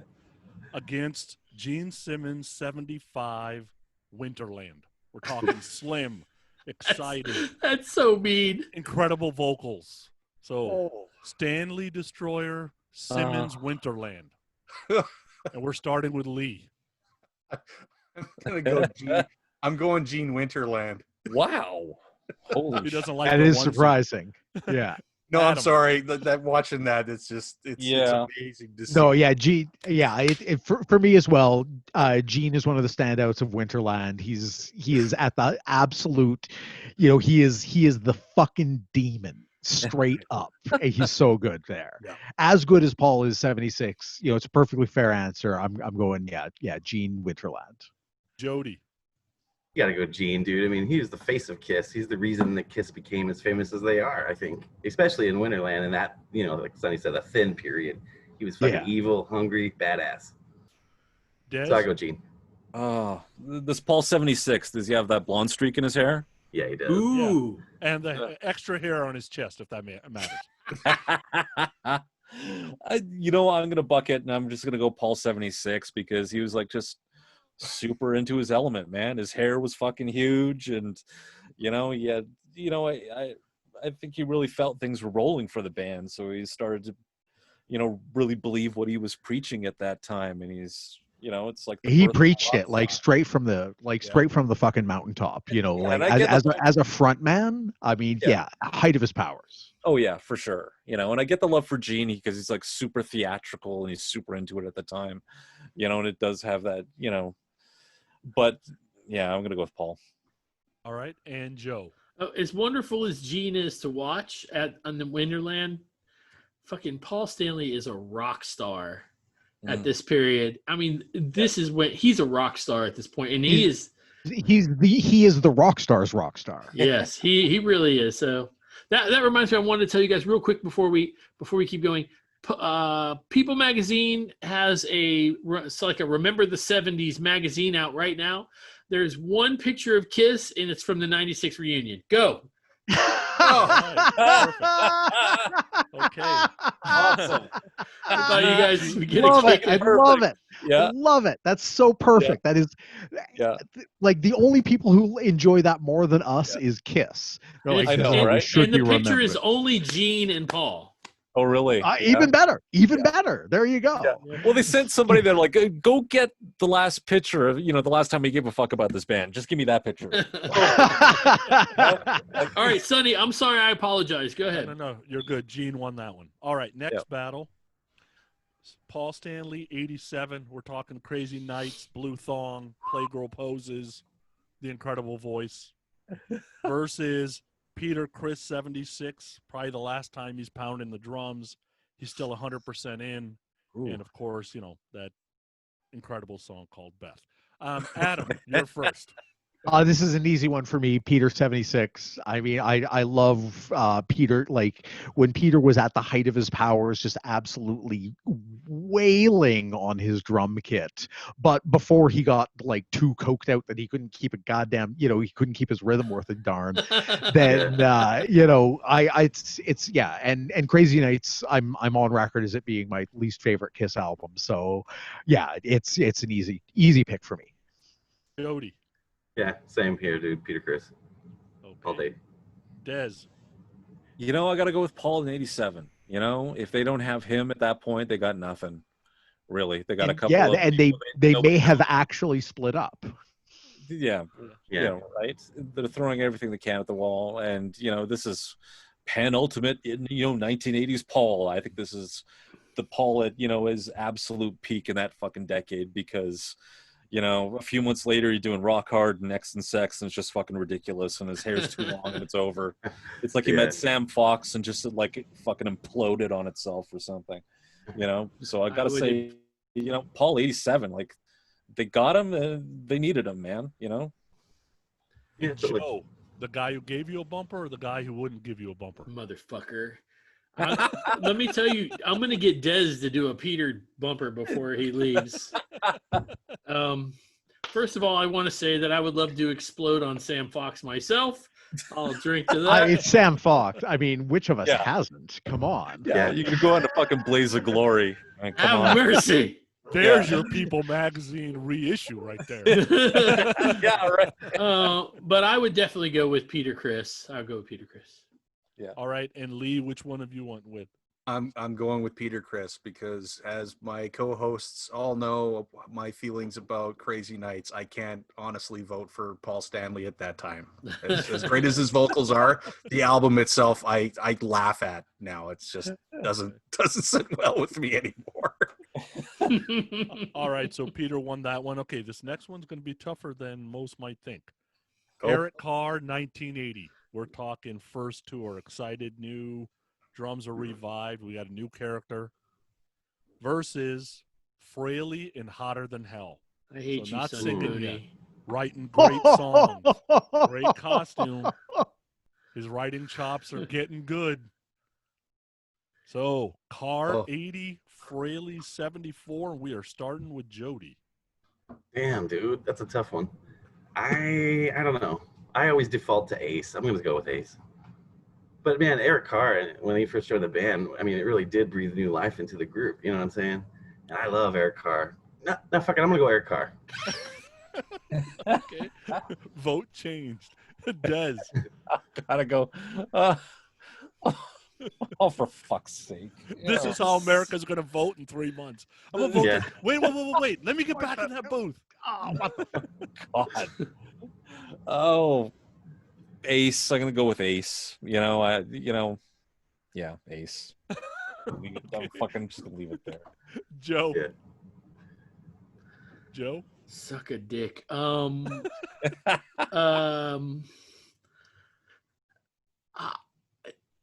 going with Ace. I'm going to go with Ace. Eric Carr's a fucking badass, though, man. I'm just saying, but Ace, this was a big deal. This is a good period for Ace. Yeah. Lee. I'm going with Eric. Oh. I love a rebirth story. Yeah. Bad day for And Adam. Eric totally revitalized them in that respect, and in turn revitalized Ace, because I mean, he did some phenomenal playing during that time too. So I think it's more important in the overall scheme of things for Kiss at that point. Eric gets my vote. Adam, you're the tiebreaker. You're going to piss off half our listenership. So there you go. Again, I could go either way on this. They are both kind of the secret weapon of the band at that period. Without Eric Carr, Kiss does not. They don't survive the loss of Peter Criss, but also without Ace Frehley, I don't feel like they emerge past that first album. So I have to go with Ace Frehley. Ace Frehley, Hotter Than Hell era. It's as gnarly as rock and roll riffs came at the time, and he's an undeniable force, and without him Kiss doesn't make it where they don't even get to the point where Eric Carr can revitalize them. Fair. All right, next battle. Again, we're back at Eric, but we're in 1983 now. They unmasked. There's 3 ugly fucks and a cute looking guy named Eric Carr. He's finally singing, he's singing more and more backup, and he's finally free to be him, no more makeup. Versus Unholy Gene Simmons, 1991. He's finally comfortable out of the makeup. He's back as the Demon. He's got better songs than the last few albums, and his vocals still sound great. So we got the cute Eric in 83 Unmasked versus Simmons 91 Unholy, and we are starting with Dez. Des left. I don't know where he went. I gotta. It's just such a hard question that it's taken him a while. I gotta check on my daughters. I gotta be right back. Go ahead. Just go on without me. I'll be right back. Go on without me, man. Joe. Oh, I hate you, Pooney. Because Gene, he's pretty fucking badass in that Unholy video. And he finally shed those damn white sneakers. And then Eric Carr,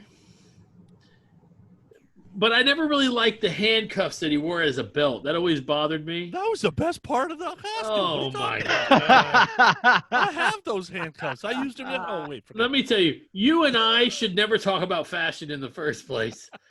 We're both wearing hats because, anyway.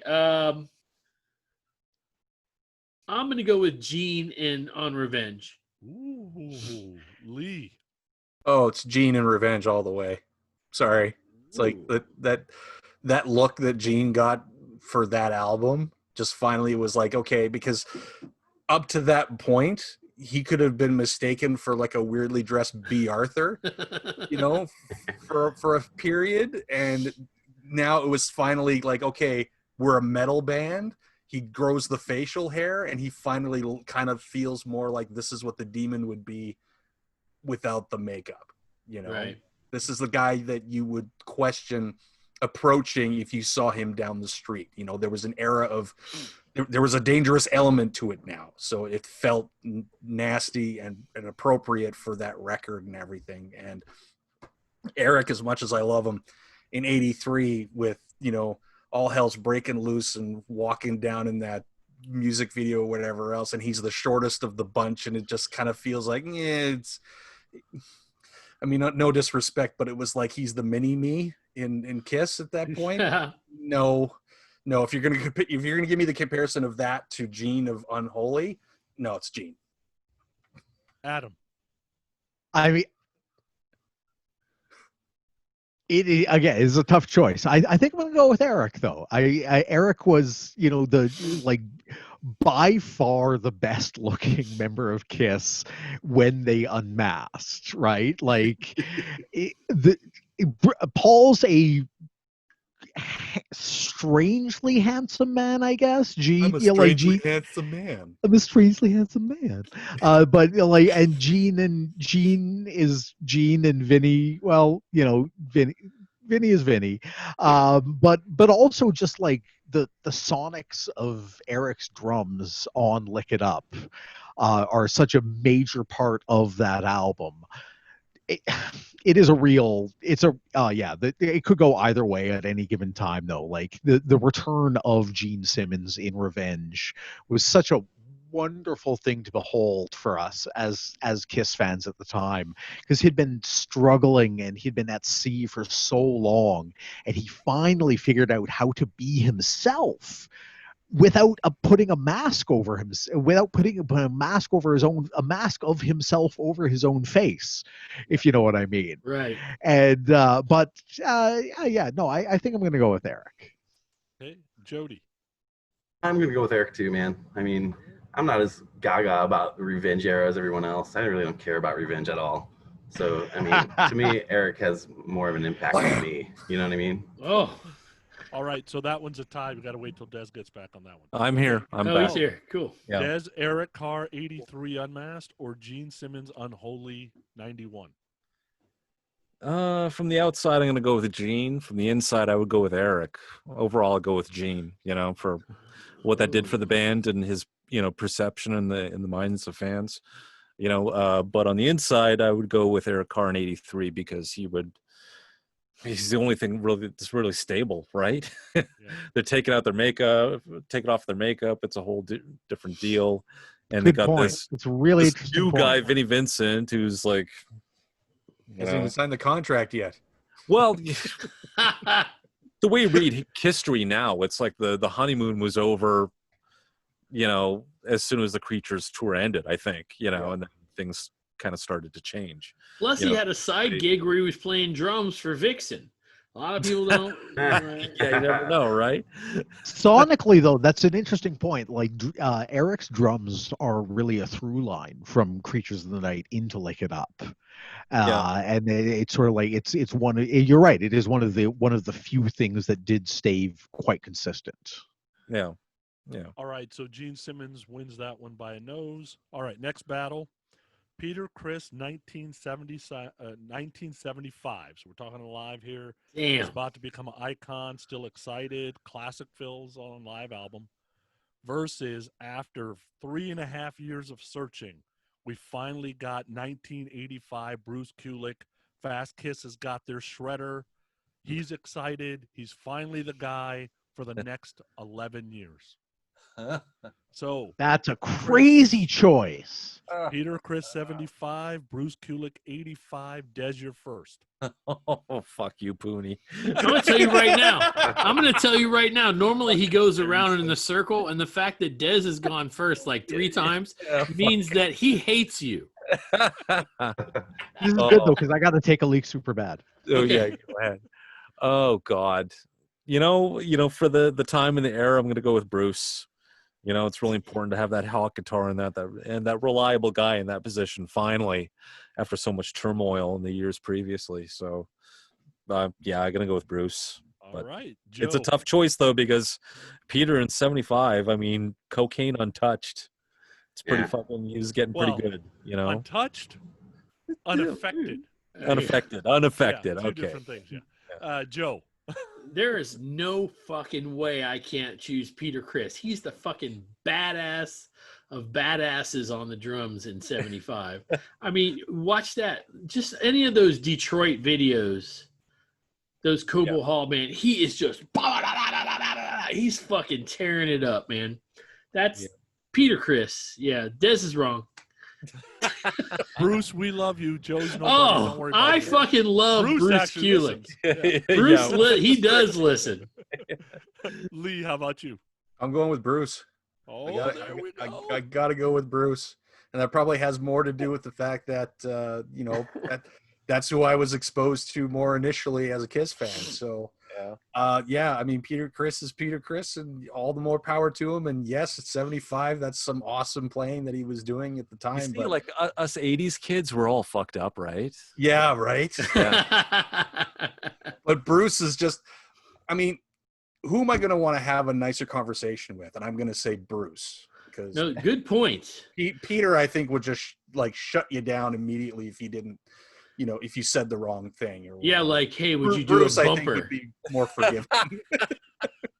Say, hey, Peter, would you do a bumper? Get the fuck Yes. out. No.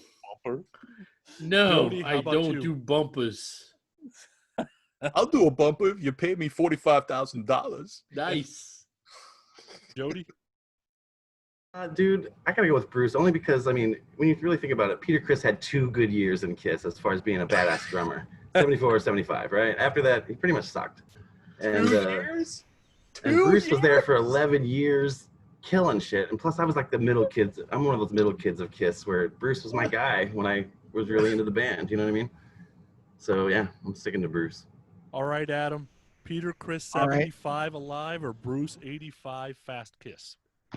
This is the worst choice so far, honestly, because again, like I feel like this is the like both these guys are the secret weapons.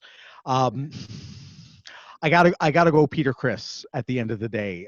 Just Peter Criss alive, his the fierceness, the shuffle, the whole piece of it. He's so fucking good. But I like on any other day at any other time, my choice could 100% be Bruce Kulick as well. All right, so Bruce Kulick wins that one. Next battle, Paul Stanley, 83, Lick It Up. So we got vocals great.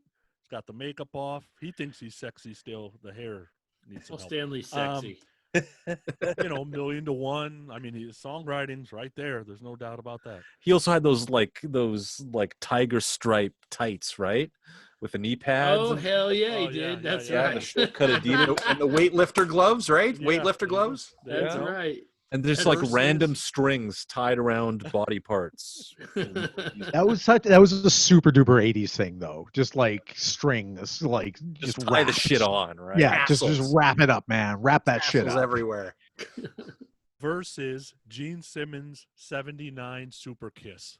He finally recovers from that shit album he just released, and he's got a great costume. And right now, that's just my opinion. And right now, you got to admit, Gene is probably the biggest icon in Kiss. There's no doubt. It's 1970. Yeah. So Stanley, 83 versus Simmons, 79, and we are starting with Lee. Oh man, I love a big production value, man. I mean, Gene's got it right there, but if you're going by sheer talent of what's happening at this time, I'm gonna have to go with Paul 83 for this one, because it's just 79. As much fun as that era of Kiss kind of is, there's so many things wrong and so much turmoil happening at that time. And Paul in 83 with coming in strong with Lick It Up on that, I think is just a much better choice. Yeah. Adam. I feel okay. I think I'm going to go with Gene in this case. Get to the other ones. I'm going to go with Gene in this case. I feel like Gene, the iconic nature of Gene in the big walnut-shouldered demon outfit is just it's just so imbued into North American pop culture history. Just much more so than Lick It Up era Paul Stanley. Jody, I have no clue what the hell imbued means, but Jody, how about you? Adam always uses these guys always use the best vocabulary podcast. What the fuck? Jody. I've I got think I the would best go with Paul, words. dude. Not only because of the talent of that time, but he had the greatest stage raps around. Look it up. He was like filthy, just filthy, man. I kind of dig that. We're not yeah. the kids anymore. I'm gonna talk Talking about about my ain't no dick. drinking pistol. Bosco out of some chick's tits. That's all kinds of crazy stuff. Yeah. I went down to the doctor. I haven't been to the doctor lately. He spent a lot of time in a doctor's office in the 80s, man. Yes. Wow. I mean, to be fair, I'm not surprised by this turn of events whatsoever. Des, how about you? The free clinic, I'm sure, was Right. well populated. As far as importance to the band for the time, I would go with Paul, just because, again, he's the main engine that's making this non-makeup leap, go, so he's super important to the band. But Gene in '79 is just like iconic. I remember seeing that poster with him with the bloodied axe up at a music shop when I was like 5 years old. That's burned into my brain, so. Let's not forget those giant Godzilla boots you made in tribute. That was a bad choice. Big floppy toe. So Paul or Gene, where are we at? I'm gonna go with Gene '79. All right. Joe, you're the tiebreaker. Gene '79. The first time I ever saw that outfit and that costume, I just thought it was one of the most amazing. I actually had a 16 magazine where they did a contest where people drew what they thought the next costume should look like, and I remember somebody drew a costume like that, except it had a tail, and it was like, and I remember I don't know if the magazine came out first or if Gene in '79 came out first, where he had the Super Kiss costume, but well, there's so many variants of that costume. Yeah, as well, that's true right? too. Like, One with there's the one big with all the spider. studs. There's one with a There's the one with, spider. like, yeah, on the back. Like Yeah, an there's one with, alien, like, more little like claw alien, things right? on When the you corner. say, yeah. I would say, I'll still say Gene '79. Look, I'm not gonna lie, I'm having a hard time focusing. Let's just keep going. Gene '79 won that one. This one should be Good. easier. It's really it's a testament to the challenge, to the difficulty of these questions, that so many of them like come down to tiebreakers. Yeah, it's a This one should testimony be to the fact easy. that I don't drink and I'm fucking. This one should be easy, but I'm gonna make it a little tougher. So Ace Frehley, alive. All right, so we got the icon there. Versus Super Kiss Paul. But now you've got he probably rocked the costume the best. He's still got great songwriting. He's hitting disco where nobody else is hitting it. And you know what? Those guitars. Like, people wish they had all those crackle guitars. Yeah. Right? So Oh, that come brings on, a yeah. whole new piece to it, and we're starting with Adam. As much as I am an Ace guy, in this case, I'm going to go with Paul. I think Super Kiss Paul is Paul, like, in his element. Like you said, he was the only person who wasn't embarrassed to be writing the songs he was writing on Dynasty, and through to Unmasked in some degree as well. He was all in. He was, this is like, we're gonna do this thing. We're gonna go for it. We're gonna get into the zeitgeist. We're gonna get the kids in. And, I feel, as much as I love, Ace, particularly of that period, he's, like, such a fucking rock star. No, yeah, I feel like it's Super Kiss Paul Stanley is, the way to go. Jody, I could guess, but I'll ask anyway. I got Ace, dude. Ace. I figured. I knew. You know me too well. Des, how about you? I'm going to go with Super Kiss Paul, because at this point of his career, he's getting really good at being a rock star. And say what you will of the product, granted, Dynasty's a lot deeper than Unmasked, but he's getting really fucking good at, writing songs, and he's, super fit and super into it. And Super Kiss Paul Stanley. All right. Joe. I'm going with Ace.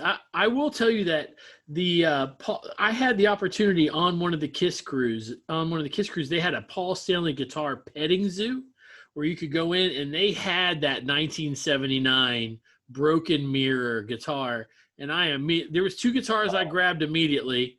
I grabbed that BC Rich from the Animalize tour and took a picture with that bad boy. Nice. And I took a picture with that 1979, Ibanez broken mirror guitar. But still, So Ace dope. Frehley right there. You watch Right before you video- jumped over the edge, right? And fucking, it's fuck, I'll swim mine! home.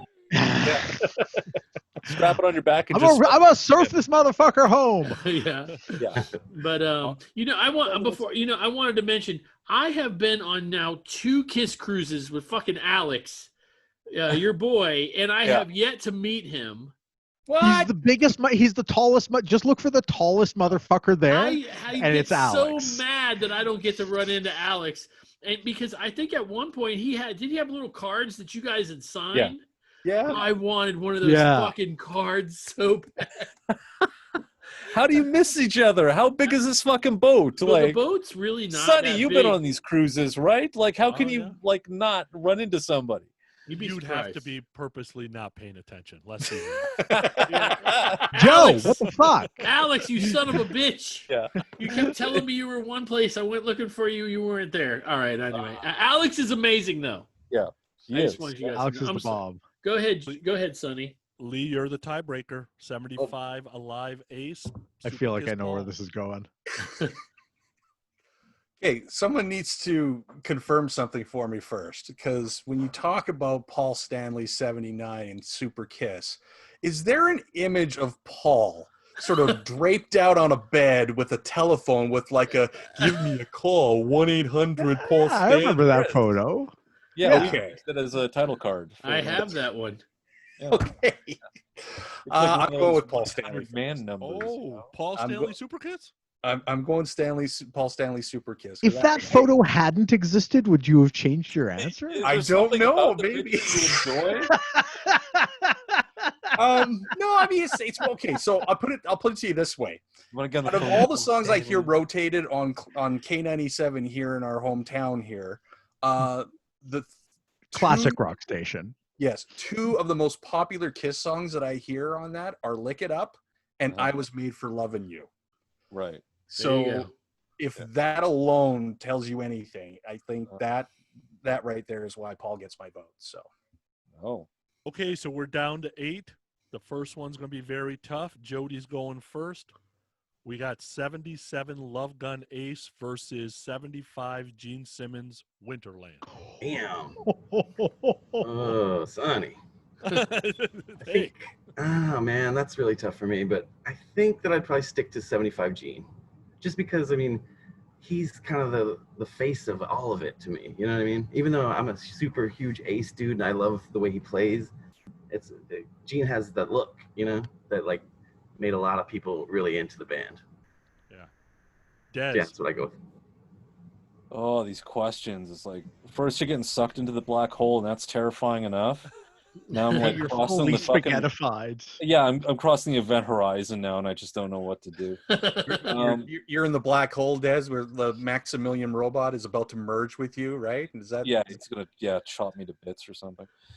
The only place you would ever hear a reference to that Maximilian fucking guy is now with these guys. Of course on it the was, show. and of course it was Lee. It Of course it was was Lee. All right. Of course it was Lee. I sent away for that with my shreddies, and it took like fucking 6 months. To pull off. Those Shreddies black hole little toys were the coolest. And they're stupid expensive now. I looked it up on eBay. It's like, Oh, and just so you guys know, I'm always I know I have a problem, but I do know I'm always looking for, like, is it a little snake action figure that you guys are looking for from Escape from New York? Which one was it? Escape from New York, or was it Big Dreamscape. Trouble in Little China? oh no, On it's one gotta of be- your shows, you I talked feel about. like it was probably Escape from Okay. Escape from New York. I'm still always looking to see if I could come across that motherfucker. Okay, I'd be all over a Jack Burton for Big Alright. Trouble. Just so you okay, good. Yeah. Okay, I'm All gonna right. say Ace 77 is my answer. Heidi, Joe. Take it. A77. Watch the videos. He's a fucking badass. He is. Yeah. And he's cool as shit. Yeah. Yeah, I think man. he was right up there at the time. I think he might have been the most popular member of the band, Yeah, because super cool, man. and like Super cool. other people have said, like back in the day, he was the sexy one, not Paul, right? somehow. Just that hazy look to his eyes and the way the makeup, I just Ladies learned a love that whole shit, lot man. about Yeah. Des. Ah, Des just taught us something about himself He there. just I just realized why I like Ace. Shit. Holy shit. All Hey, right. we've all seen Howdy, that Playboy. open mouth. We've all seen that Playboy issue. Wait. Huh? He did Playboy? I'm kidding. Go ahead. All right, Lee, it's on you. On me. I'm okay. So it's A77 or Gene 75 Winterland. Yep. I'm going with Gene. I'm sticking with that. Ooh, I Adam, love his hand actions during the performance stuff. You know, that just he Good stuff. was so in character. You know, and that I think is the biggest thing with that is that like the thing you did where theatrics. he's going. Oh yes, exactly. yeah. And he gets But he that doesn't weird quite touch his motion. hands together, which Oh, is yeah, the that's a weirdest good part point. of it. Yeah, it's just so bizarre, but you can just tell how much fun he's having. He's a completely different person. It's a good point. That's a good point. Whereas like Ace is like, okay, yeah, he's at the height. He can be considered at the height of his powers and everything else, but I don't think he ever really fully developed a character per se, aside from it's Ace Frehley and I'm just a fun-loving guy. You know, he's still who he is. But Gene, when he's the demon, he's somewhere else. You see, and this is all fucking insane talk to me because you take both of these guys and you put them on steroids, and what you get is there's fucking solo albums. Yeah.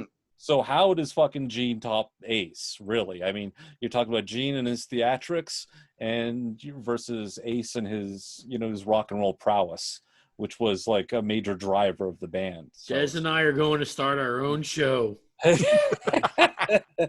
just you're insane. the tiebreaker. So It's- A77, Gene 75.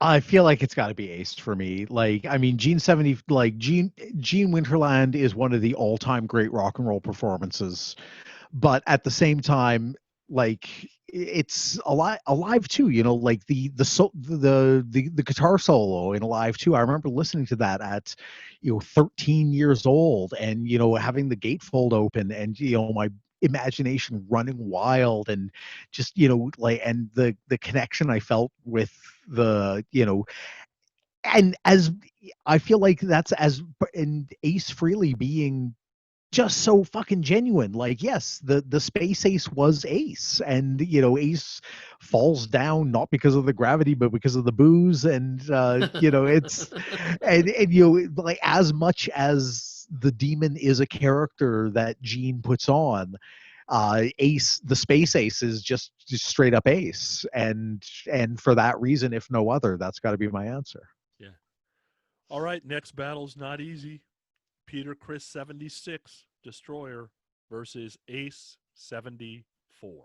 So the classic, is it the drummer or the guitar player? Joe? His voice is shaking. I'm afraid. Okay. Why you gotta make me do this? But Peter Criss doesn't have a green cereal. I don't know. I have to go with Ace, man. I love Ace, and to me, as far as Kiss goes, and I know this is probably an unpopular thing, or maybe it's not, but there is no bad era of Ace Frehley. So I'm going with Ace. Heard White Room? No. I'm talking about in Kiss. In Kiss. Sorry, Okay, in Kiss. There is no bad era of Kiss in Ace Frehley. I even like fucking Darklight. Yeah, wow. Don't you mean Don't Run? Don't No, run. That's right. Now, you guys would have learned that on KST. Lee, you're up next. Oh boy. 74 Ace versus Peter Criss 76. Oh.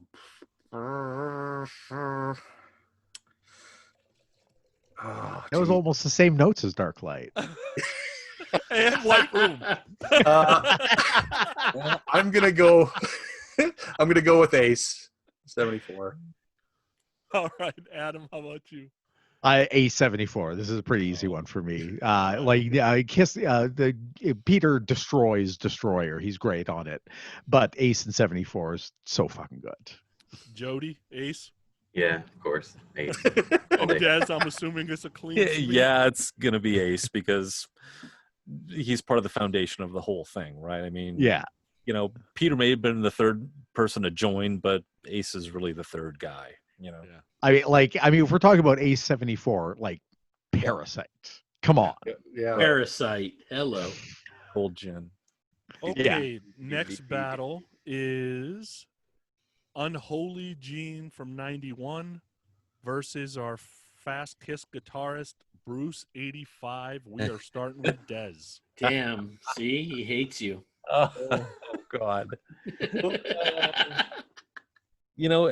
As great as it was to have, a bit of a demon Gene back in, 92, it really wouldn't make that much of a difference. So I think Bruce was a hell of a lot more important to, back in 85, to have that, again, that hot guitar in there. So I got to go with Bruce.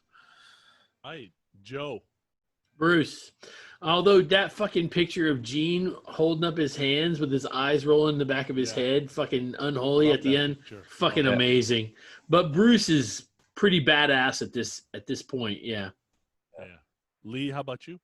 I'm going with Bruce. If only just like Bruce's guitar playing is just phenomenal. And coming up from 85 and just, if you take it from the through line up until 91, when you hit Revenge, like his stuff on that record is just mind blowing. So I think it's more important with Bruce being that mainstay going through. So yes, Bruce gets my vote. Right. Adam. I was going real back and forth actually, but I feel like I really enjoy Lee's reasoning there. I'm also going to go with Bruce. A Gene coming back into the fold with Unholy was significant, but finding that finding that piece in Bruce Kulick, I feel like was more important. And Jody. I gotta go Bruce, man. I mean, yeah, Gene looked cool for once, but it didn't last that long. And 2 years later they were back in the makeup or whatever. I don't know. Bruce had more of an impact on me for sure. All right, that was a clean sweep on that one. And then the fight of Super Kiss, Gene versus Paul. We are starting with Lee. So Super Kiss Gene versus Super Kiss Paul? Yeah. I can see this visually, okay? If they, honest to God, had superpowers, Gene just flames and incinerates Paul. So Gene wins. That's just where it sits. The man rocks the cape. His costume, right down to the codpiece, is dangerous. Paul, as beautiful a man as he looks at this era and whatnot, that photo image is, burned in my brain. The telephone. The telephone, yeah. Hey, Lee, call me. Call me right now. Pick up the phone. But reality is, if Paul had a top hat on, we'd think he'd be popping rabbits out of there. You don't know. Right? He'd be popping more than rabbits out of his hat. Adam, Super Kiss, Gene, Paul. We'll go with Paul. I feel like Paul is just do you go with the icon or do you go with the truth of it? Gene was the face of Kiss at the time, obviously, and kind of always has been, but Super Kiss was all about Paul. Like it was the Paul songwriting. It was the Paul. This was the beginning of the Standimalize era. This was the first time Paul kind of took full force in the band. I feel like. Yeah. Jody, Charismo or Paul? Paul. Yeah. Not that the Charisma Gene wasn't awesome, but Paul Stanley. All right. Des? I'm going to agree. I got to say Paul. It was all kind of built around him. He sang the singles. He was, really kind of cute with the Stevie Nicks hat, too. Yeah. Totally. What is happening? Right? Excuse me, Des. Would you like to pull the rabbit out of my hat? It's 2020, baby. You're happy to see me. That trick never works. Joe, how about you? This time for sure. This time for sure. Yeah. I'm sorry, but I'm going with the demon, man. I'm the only one. Paul won anyway. Paul won, but I'm going with the demon. Lee went with the demon. Oh, that's right. Paul won 3-2. Yeah, the demon, fucking badass. the Yeah. axe bass, the demon. I don't know, man. This Yeah, G. no, it's a solid choice. Yeah.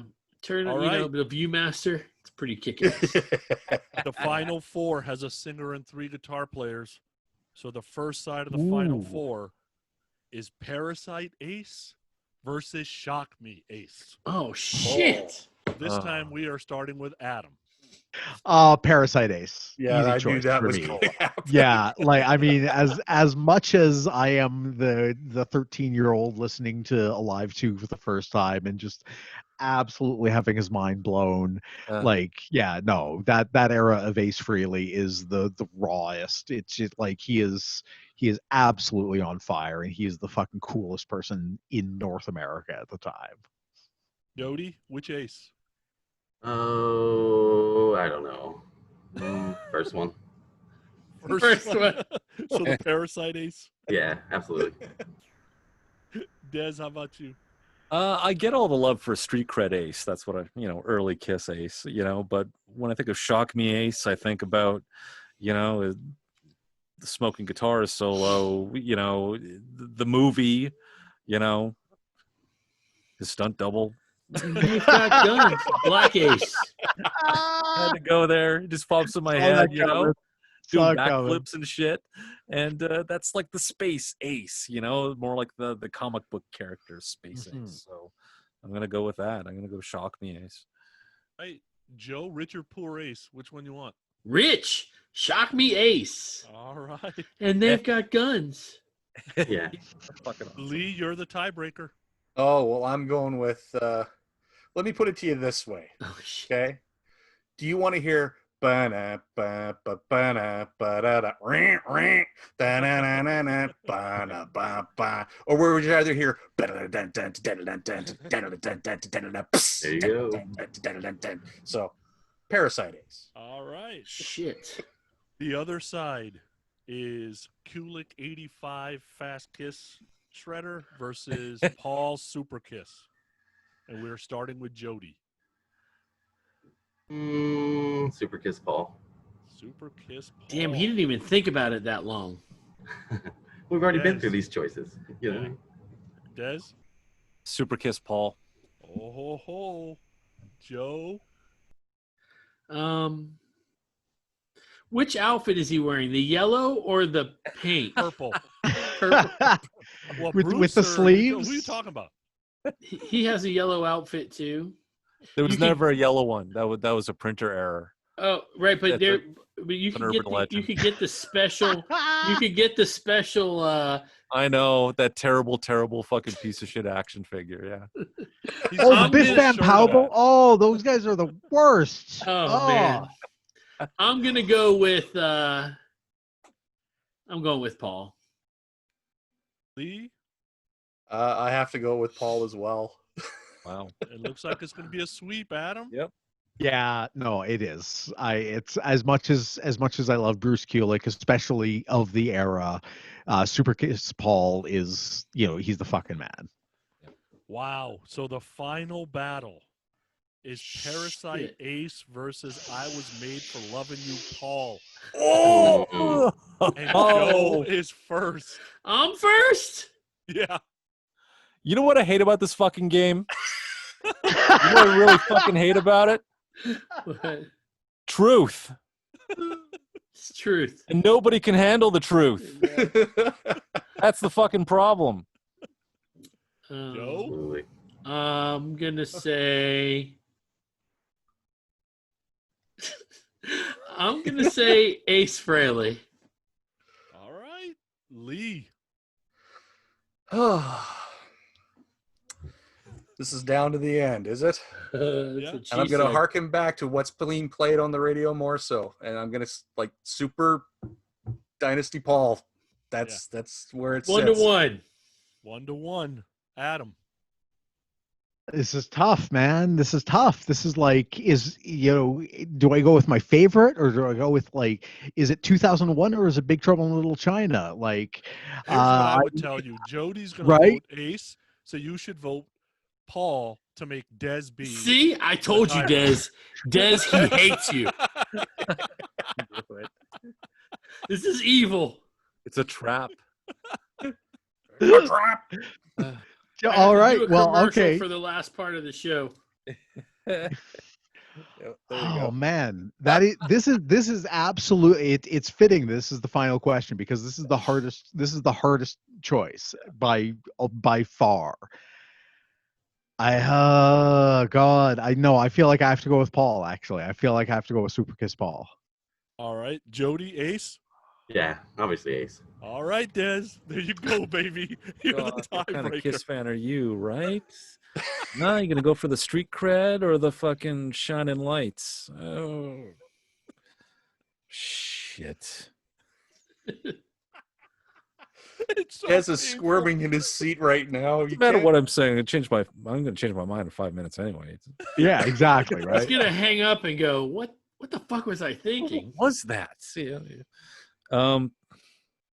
Ace. I'm gonna go with Ace. Oh, Ace. 874. I will tell you honestly, and you guys, you've been around the biz long enough. Ace wins everything. Of course he I does. love It's Ace. that fucking guy. Yeah, We right? we said this in the most recent episode. Ace can like walk up on stage and fucking fall over, and everyone will just be like, "Yeah!" Paul Stanley falls over and goes, "Oh my God, is he okay?" Yeah. It's the guitarist thing. You see like Slash passed out on a hotel room floor with like an elevator closing on his head over and over and over again. Like, what a And you'd fucking be like, cool guy. Holy yeah, shit. oh man, he's fucking amazing, isn't he? And That's awesome. it's interesting you bring up Slash because I blame him for drinking Jack Daniels, right? I was not a drinker at all. I'm growing up through my teenage years, didn't really drink, blah, blah, blah. And those pictures of him holding the Jack bottle as he's just blotzoed in 87, 88. I'm like, I want to be that guy. Yeah. Meanwhile, like the heroin just like makes the liquor not even count. Sonny, when Sonny did heroin, it was he was skinny. Oh, yeah. And I had no teeth. These are all veneers. Yeah. He weighed $125, and he was like, "Hey." All right, guys, listen. This has been fucking one of the most fun episodes I've done ever. Thank you so much for coming on with us. It's been Thanks for awesome. This has been a riot. Absolutely. This has been the most fun I've had all week. Yeah, absolutely. Don't forget, you guys. Now, next week we're gonna have some emails. We did get one from our buddy Gary, and he had a question that he wanted to ask the guys on the show, and he wants to get our answers. So, Gary, your email will be in the next one. If you want to send us an email, podcastrockcity1.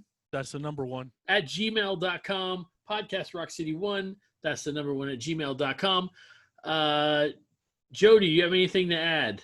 I would just add, it was a blast to talk to you guys again. I've told you a billion times how much you guys inspired me to do podcasts in the first place. So thanks again, and hope to talk to you guys again soon. Sonny. Absolutely. Lee, Adam, Des, pleasure to meet you. Joe said we can't do this all the time, but Twitter and TikTok are merging, so I don't understand why these two can't merge. But, we're not Twitter and TikTok, so whatever. But thanks for joining, guys. Yeah. Kisstory Rock City. Sounds cool. There you go. Yeah, guys, thank you very much for coming on. I mean, I've been a fan of yours for so many years. I know that sounds weird to you guys, but you guys have fans. It's legit. You guys are legit. I would rather turn on your podcast, and then listen to my own. So that, it's just so entertaining and so much fun. Tell everybody where they can hear you guys.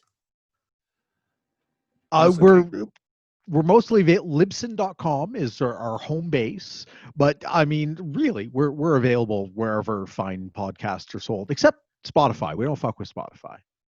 Gotcha. You just Google us. We're like a rash roll over the internet. We have a video page, we have a YouTube page, and Facebook, Twitter account. It's all there. So you just Google us, and everything will pop up. And I know I've said this a lot of times, and I'm saying it again, guys. And ladies, because I know ladies listen to this. Take the time. If you've listened to us, you have heard KST. But just in case you haven't, just go and listen to any of their shows. Just close your eyes, pick one, and it's going to be entertaining. I always hope it's not one of the action figure ones. They're all great. They're all great. And you know what I'm going to say? We love podcasts. We love Kiss podcasts. And you're going to hear the commercials for all the ones we love right after this in 3, 2, 1. Peace.